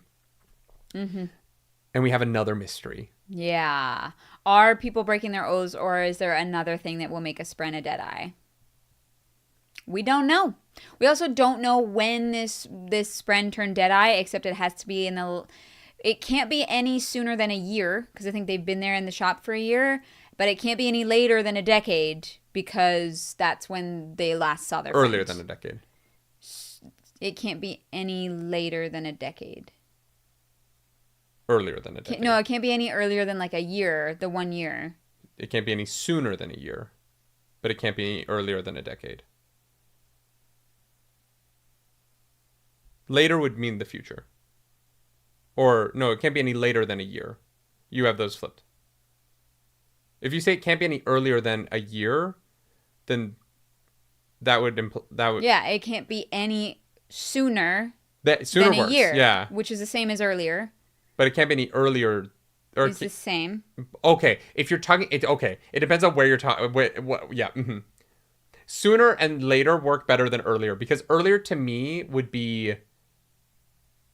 You're flipping it in your head, I think. Time moves forward, though. So earlier would mean closer to... But this is in the past, so yes. It wouldn't be forward. But, like... if you say, like... If you're talking about, like, long-term timescales, earlier would be farther in the past. So it can't be any earlier than 10 years ago. Would mean that it would have taken place in all time preceding 10 years ago. Because that would be... So there's a Deadeye Spren that we have a mystery It's between 1 and 10 years ago. That we need to resolve. Chapter 30, The Betrayal. This is No. We have to talk about the caravan of humans first. There are a caravan of humans here. Oh, yeah. From the kingdom that Dalinar is about to go fight. Oh, yeah. Right. Sorry, I thought that was later. No, it's right here. Yeah. Yeah. Yeah. I have to ask. Why? What do you think is going on with the Deadeyes? Why do you think they're here? The chat doesn't want us to move on. The Deadeyes? Yeah. How is there a Deadeye from 7 years ago, say? Who's bringing them oaths, babe?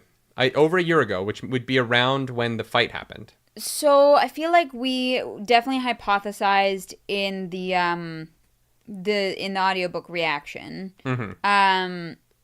I think that I was like, maybe, and my first idea was like, oh, maybe it could be the like Void Spren, but Void Spren are different. They're like their own Spren, and this is specifically not a cryptic. This is a... Wait, no, it is a cryptic. It is a cryptic. It is a cryptic. And so it kind of has to be a light weaver. And then I thought, ooh, maybe Shallan had a Spren before Pattern, which is why Pattern is convinced that Shallan will kill her. Yeah. But Pattern has kind of been around since she killed her mom, which was like age... Since before? Who knows? 10 maybe, I don't know, but maybe she was a baby and she had a Spren. I'm not sure. I think that there has to be something. There has to be another way that the Spren can become Deadeyes, And that I don't think it's people breaking their oaths is the conclusion I think I came to. Johnny Goldman, we can't go down this tangent, the semantics of language, but yes, thank you for that super chat. I appreciate you. Thank you for the super chat. How early did you get here? No earlier than 10 minutes. Yes, but that is implying that you're early to a time. If you're saying earlier in history, that would be closer to the beginning of history. They're just, it's the, like, yeah, I understand. I don't. I'm confused. But, like, no earlier than 10 years ago implies that it's... We're not. No, we're not. Well, what do you think is happening with the Deadeye? I think that...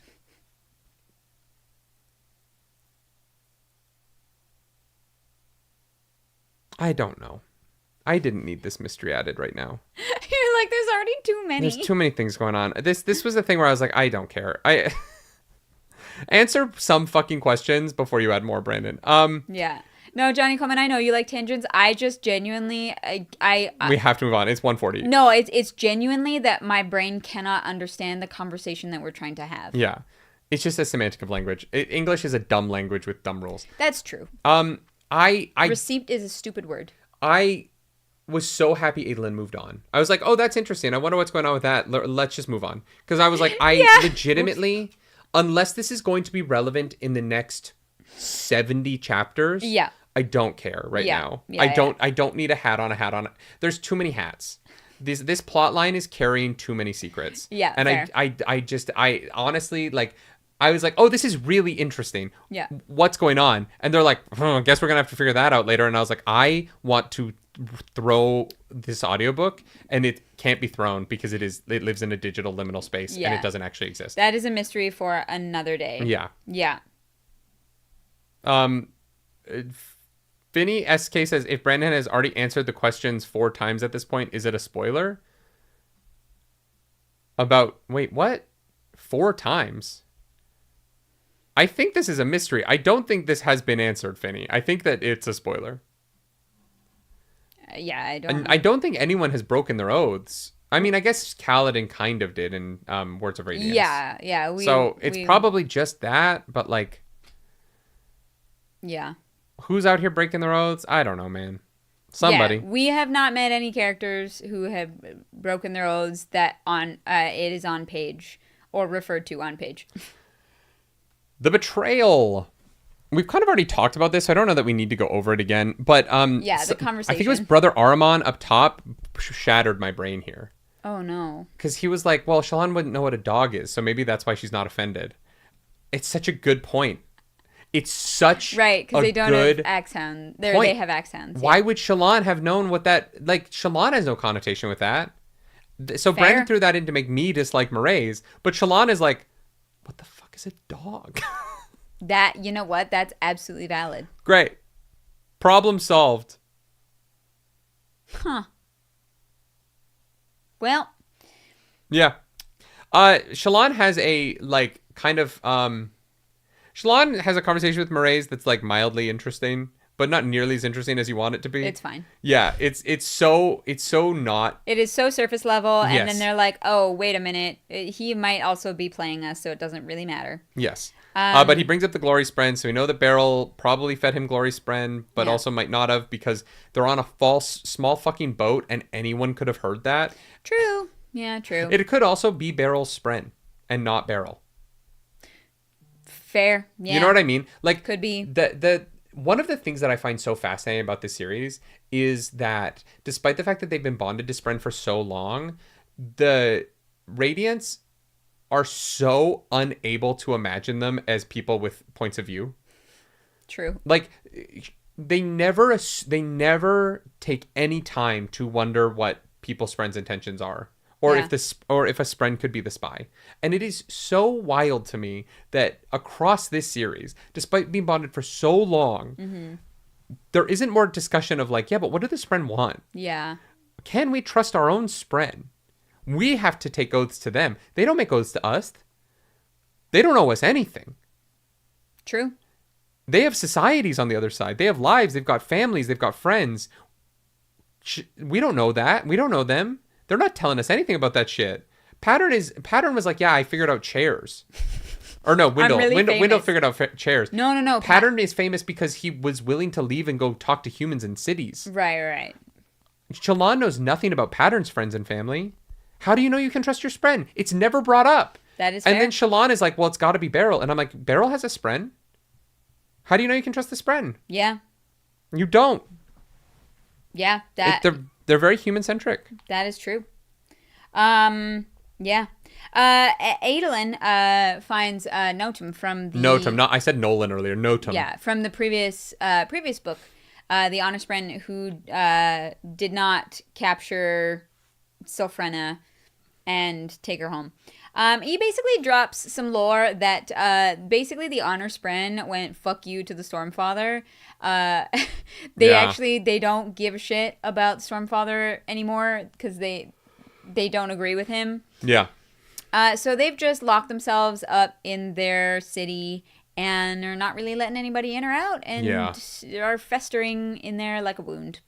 Yeah, it's interesting. Yeah. He got exiled for life because he decided to not capture and arrest Sylphrena. You know he's an Honor Spren because if you told me that I was exiled and also I had to wander for 2 years in the desert, I would be like, you exiled me. I don't give a shit. Yeah. The fuck do you mean I'm gonna wander? Fuck you. Yeah. I can never come back? What?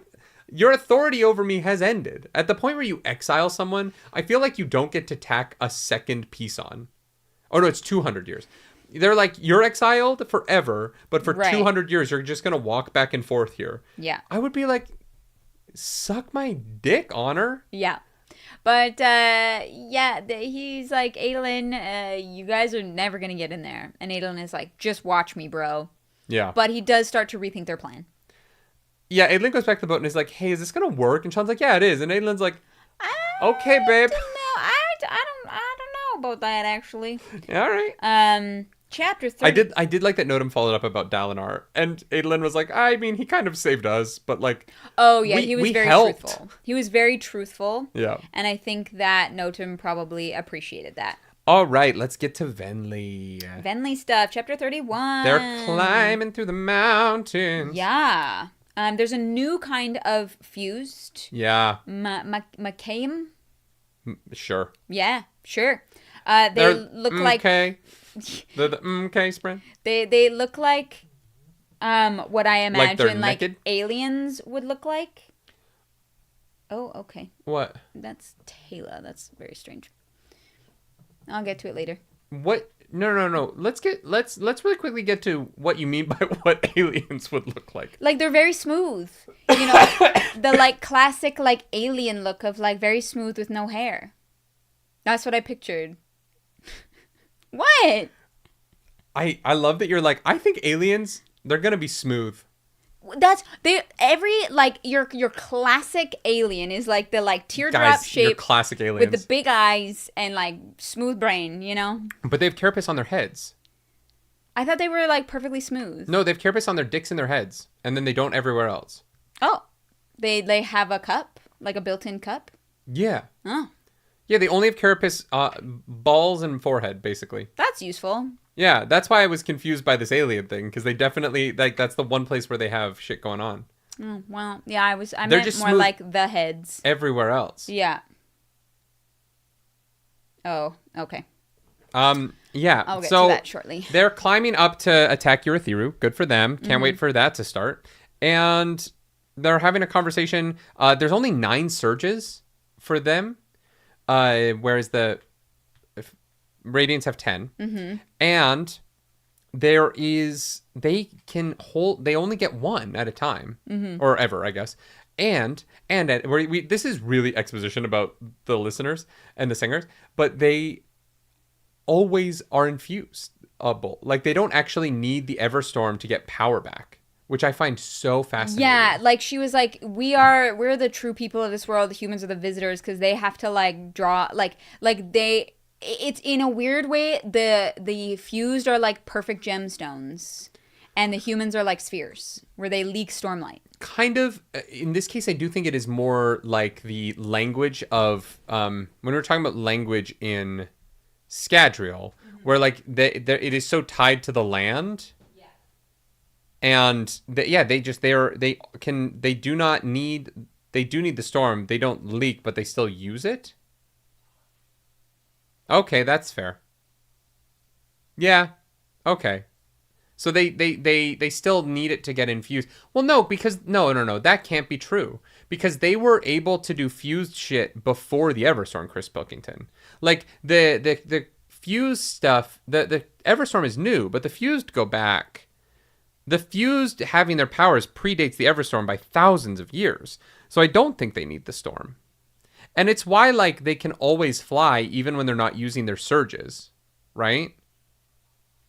I don't agree with that. Because the storm didn't exist in the ancient past. Unless they were getting void light a different way back then. But there's no mention in any of this that there is another way that they get stormlight. Or void light, right? We only hear about them having powers and that the Everstorm brought something new. And in fact, I think the fused had surges before Odium was their god. Right? The fused had surges when Honor was their god. So I don't think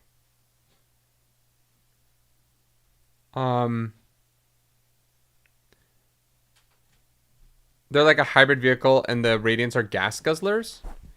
Sure. Well, no, that implies that they have two powers. That they have two different... I don't know. This is a little complicated. Well, they also, like, it was kind of spoken about in a more poetic, metaphorical sense. Like, it wasn't the most straightforward, because Raboniel was, like, I think being deliberately a little bit cryptic. Yeah. Right? Because I also was like, I don't know if I completely understand the information that is being given here. Officially, CM says before Odium was their god, were they the fused? Well, I don't think they were the fused yet, but they had the surges, because they don't get the surges from Odium, right? The surges come from Honor and cultivation, right? So when Honor was their god, they would have had access to the surges at the time. But then Venli asks, why do you serve Odium if your surges come from Honor and cultivation? Yes. Which is, I think, why I think the fused... I think their surges, their 9 surges, are much like Ja Anat corrupts the Spren. I think their surges are corrupted. Because they don't... I think that pre-Odium, they had access to the 10 surges. Because they were with Honor. Oh, you think there's, like, one that's, like, missing? Well, and their use of the ones that they have is slightly different. It's altered, right? And I think that Odium... Through having them surge with void light, has corrupted those surges. And what I think we're going to find out through Venli is that because she has Spren and she's a Radiant, when she uses the surges of her order, she's going to use the like pure Honor surge using Stormlight, as opposed to the corrupted Odium surge that it has become. Yeah, interesting. I think that instead of them having to, like... But they've been doing this... My only point about this is, just to finish this, is that they were able to do this before the Everstorm. So they don't need the storm. They were able to do this prior. No. And they don't leak out Void Light or Stormlight like humans do. They have a better capacity for holding it. Because they have a gem heart, whereas humans are holding it basically in their lungs, right? Yes. That's something that's kind of been dropped by the series. Is the having to hold your breath while you're holding Stormlight. Well, because they have access to so much of it now with Dalinar. But they don't have to conserve that tiny little amount. Yeah, it's one of those things that was talked about a lot. That like the breath part of Stormlight is just sort of been... Yeah, when it was so much more scarce. Yeah, they've definitely... Things have changed for sure. We get to chapter 32. I just want to bring up Raboniel. On to the fact that Venli's a spy. Oh, yeah. But Raboniel, pretty respectful about it. Yeah. You know what? Raboniel gets it. She's like, no, I know Leshwi makes herself seem dumber than she is. I get it. This chapter made me like Raboniel a lot. I know. I was like, oh, you're interesting. You're like a genocidal maniac. So I want to be clear. But like, you're like not a dick about it, which is nice. No, I'm very interested in getting more of her for sure. Yeah. Chapter 32, our final chapter of the week, Of Three Minds. Oh boy, if you want the most convoluted conversation ever. Yeah. Have a conversation with your wife as she goes, I'm Veil now. So this is how I feel about this. Oh, sorry, I'm Shallan now. This is how I feel about this. Oh, I'm Radiant now. This is how I feel about this. I was like, yeah. Ladies, one at a time, please. Also,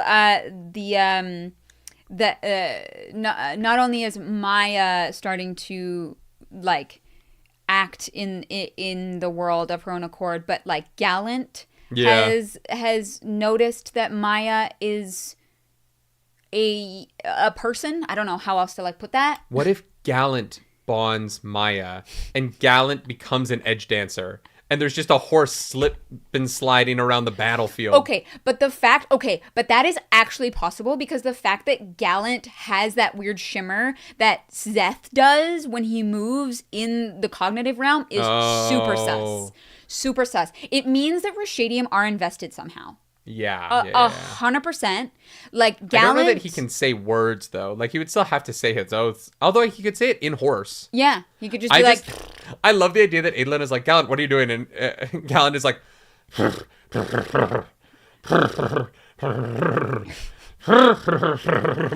like, oh yeah, journey before destination. I get you. Just slipping and sliding. I'm just saying, the Rashadium, super fucking sus. Super duper sus after this, okay? Like, yeah.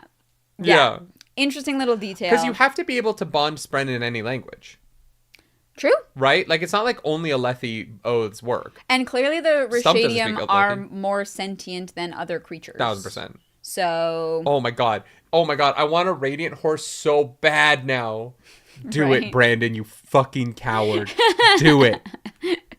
I actually would love that so much. If Gallant bonds Maya... It'd be great. We've got a sword Can you imagine how dismissive of Adolin Dalinar would be if his horse became a Radiant before he did? Oh my god, it would be like having like Shadowmere in Skyrim. Yeah.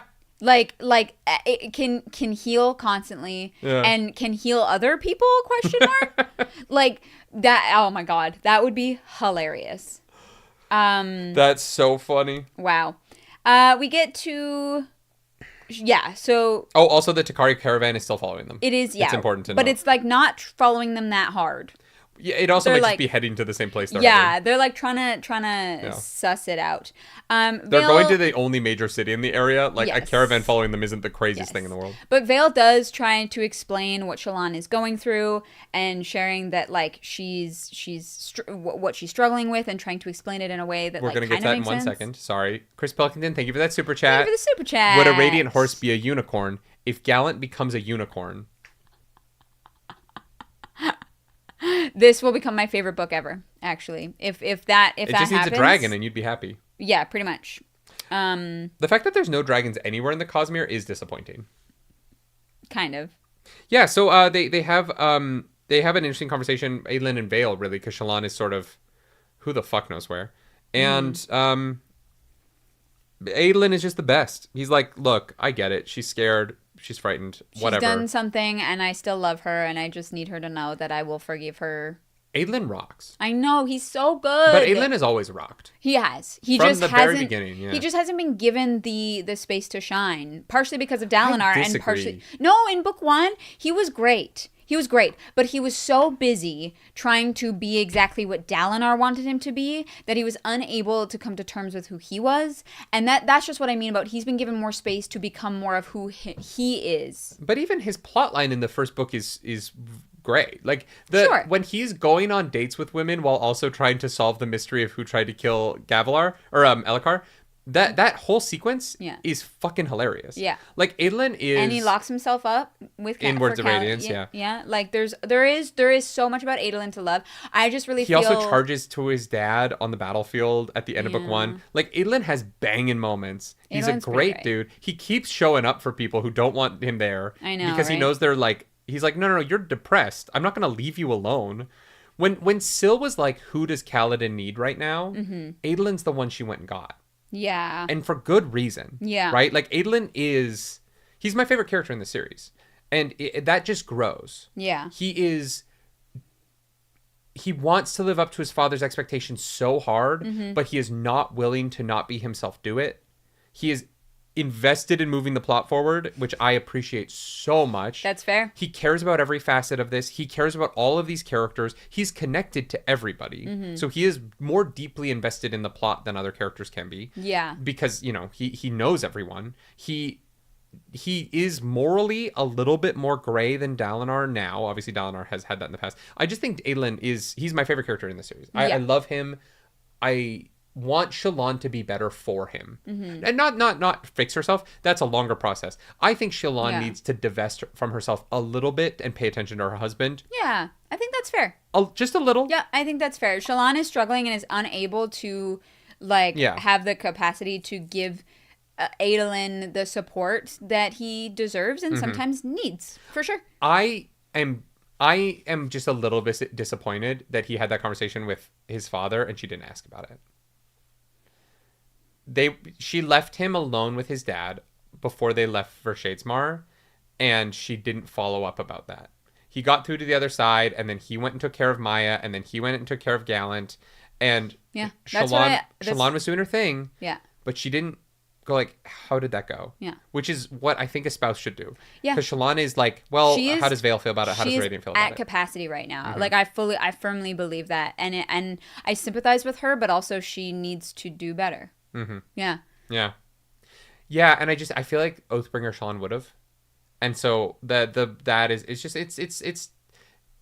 it's tough to read. Like, it's tough to read someone just struggle in a way that is pulling them back. Yeah. In a way, Yeah, 100%. It's good stuff. Like, I'm really enjoying it. I think that when I heard that people thought like Rhythm of War was a significant decline from Oathbringer, I was expecting this book to be kind of a trudge for some reason. Yeah. And it really hasn't been. I have found this book to be really good so far. I don't love it as much as I loved Oathbringer at this point. Like the journey of Oathbringer I thought was stronger, but someone is super chatting spoilers. Oh no, Emerson, you had 2 messages deleted and you super chatted. Okay, damn. Thank you for the super chat, we appreciate it. Yeah, thank you for that one. But super chatting does not allow you to spoil us. Sorry. Yeah. Thank you, James Ross. Don't make us go get ours. James Ross is here and he's doing a great job. Yeah. So I don't know what that was. I didn't read it. Yeah. But no, Shallan is just, I don't know. I am buttoned up against Shallan in this book. Yeah. And I kind of have been right from the get-go with it. Even with the ELA stuff. I have felt there's just something about the way he's writing her. And I think that it is maybe it's just that the 3 and the 1 thing is just so, everything about her is that. And that just feels very different from how she's been in the past. Like in Oathbringer, there's a lot of Shallan, there's a lot of Vale, there's a little bit of Radiant. But when we were in Vale scenes, we were in Vale scenes, and we were in Shallan scenes, we were in Shallan scenes. And right now, every single Shallan Vale Radiant scene is all 3 of them all the time. And there's no room for the other character in those scenes sometimes, because between their lines of dialogue, we have to get the 3 of them doing so much annotating on the conversation they're actively having. And I don't feel like the book did that as much. It was used a little bit more sparingly beforehand. And it just kind of feels like that's every interaction with Shallan now is the same sort of well, how does Vale feel about it? And I think that's dragging a little bit for me in this book. I think that's fair, yeah. Even though I do, like you, I find what's going on with her very interesting. It's not the, like, big picture of Shallan right now. It really is the, like, every time we get to this, I'm just not that interested in the how does everybody feel about every single beat thing that Brandon Sanderson went with for this. Even though it does kind of play well into the idea that she's falling apart more. Yeah. Right? I just don't find it very engrossing to read it. Yeah. And I it's just a tension of that for me. Yeah, for sure. Yeah. No, I think good stuff in this week's reading. It's so funny. I was like, wow, we've got so many splits for this book, but we still managed to fucking push 3 hours every time because there's so much without there being, like, all the action in the world. Well, you and I just can't help ourselves. Yeah, that's true. I really don't feel well too, and we still went over 3 hours. That's what's crazy about it, is that when we're talking, it's so easy. It's so easy to just sit and talk to you, which is why we're married, right? And why we're starting a new podcast. Yeah, but, like, I am in so much pain right now, and I'm sorry. Yet this flew by. Yeah, it always does. Yeah, it's wild. Yeah. Anyway, I think I ate some moldy raspberries yesterday, and I am unwell. But we wanted to get this done, so I am. Because we want to keep reading. Yeah. No, I do want to keep. I don't know when. I don't know if we're audiobook reacting to the next chapter. Oh, yes. Do we have our reaction list yet? I don't know. I want to throw out a huge thank you to Code 76 and Kano for the reactions last week. Yes. Reactions this week, we do 35, 36, 38, 39, 42, and Interlude 6. Damn. So chapters 35, 36, 38, 39, 42, and Interlude 6 will be the reactions this week. Thank you, Kano and Code 76 again. Yeah, you two are y'all carrying the team right now, and I love it. Yeah, I just want to also thank Arzu for commissioning chapter 20 of Will of the Many, so that reaction will also be coming. Very cool. Sinners is on Patreon. That will be up publicly when it can be. And we are going to hopefully get some Murderbot reacted to this weekend. As long as we can make it work properly. Yeah. Hopefully I figured that out. I think it's my Apple ID's fucked because I made it in the States, but I live here, and it's just... Anyway, thank you to our mods. Thank you to everybody. If you like the video, subscribe to the channel, all those things. If you want to follow us on the internet, you can. I'm at nerdynightly. I'm at Clarus Polaris. Clarus, what is your high for this section? My high has to be... I just want to say, Navani. But yeah. There are so many Navani moments in this section that I could choose. Her with Fabriel, her with Jasnah. But I really do think that it's the line with Jasnah where she's like, this moment of vulnerability is worth more than 1,000 awkward talks, or whatever the line actually is. I know I'm paraphrasing. Just to hit home really, really strongly. That moment. Sorry if that's yours. It is, but that's fine. We can have the same height. I have another moment. I'll pull it. Okay. I think that I just really felt in that moment. Felt a lot of things, but I felt for Navani and for Jasnah both. I thought it was such a brilliant moment that was clearly communicated, and I loved it dearly. Yeah, I 100% agree. What's your low? My low is I don't want to talk more about it. I'm just butting up with Shallan a little bit in this. Yeah. The not so much what is happening, but the way that it is being written. It just is. It's drawn me out of it. Yeah, a little bit. I think my low is kind of that. Again, we're doing a long travel through Shadesmar, and I understand why it's there, and I love the moments along the way with Gallant, with Maya, and those things. I am I just don't want it to be the same as Oathbringer, where this, because it's such a long journey, kind of brings things to a halt. So far, there's been enough to keep me interested. Well, and it's kind of the only motion in this section, right? Because everyone else is just leaving Irithiru. Yeah. So, no, I agree. I agree with that. This was a week...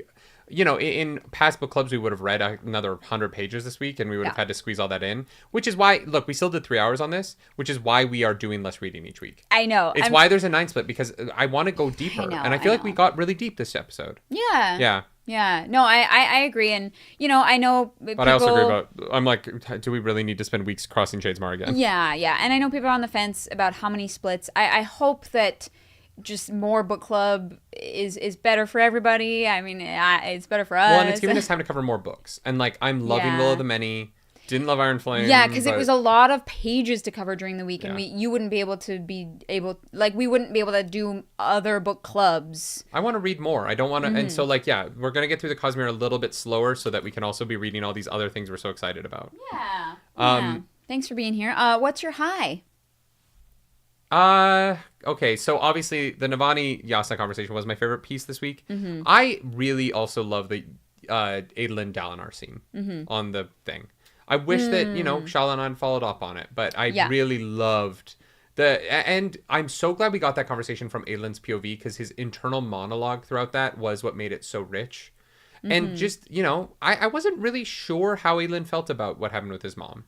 Because it was a while ago, and the fact that it is a knot in him that cannot get untied is deeply fascinating. I loved how that was handled. Yeah. It didn't hit me the same way the Yasna conversation did, but it also was just an exemplary moment of character interaction. And I love that family. Not because they're always great, but because the way in which their relationships to each other are so complicated is so cool to me, and is one of my favorite things about Stormlight Archive. Yeah. For sure. Yeah, I hear you. Yeah.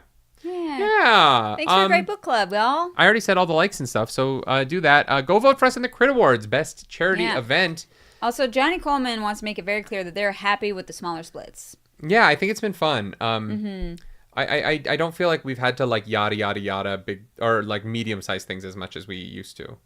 Yeah, sometimes it felt like we were like, fuck, we just have to like verbal diarrhea what happened and then like get to certain points where Yeah, I like it. So we're going to hop into Smut Corner. Oh, I'll be live with Claire Obscure tomorrow around 1. And then we'll be live with Evil Baldur's Gate, where I will be playing Dalinar, the Blackthorn Colin. Maybe I'll let chat vote on what I play. Or maybe like do that in the Discord. Yeah, that sounds We could do fun. like a Discord poll maybe. Yeah, Discord. Yeah. You guys get to choose. I think I'm going to go Oath of the Crown Paladin. I get that. That honestly is fun. Yeah, super down for that. But I think I'm gonna probably end up being an Oathbreaker, but sure. That game is really finicky with the Oathbreaker stuff. Yeah, which is fine. It also leans into the evil stuff. But yeah. You know what? I'm gonna let Discord pick what I get to play as. Have fun. Yeah. If you want Smut Corner, stay. If you don't. Get out of here. How quiet do you think Shallan is in bed? They're on a boat together. Like, she's got to be... They knew, right? Here's the thing. Shallan's not quiet, but Radiant did. No, we don't do that. Only Shallan gets to have sex with Adolin. Because they definitely fucked in their little box room, right? Oh, yeah. They're away for weeks. Yeah. Yeah. But maybe that's the fun of it, is like, you got to stay quiet. Yeah. Like, maybe they're into that specifically. Mm-hmm. Right? Yeah. How long till Shallan gets pregnant?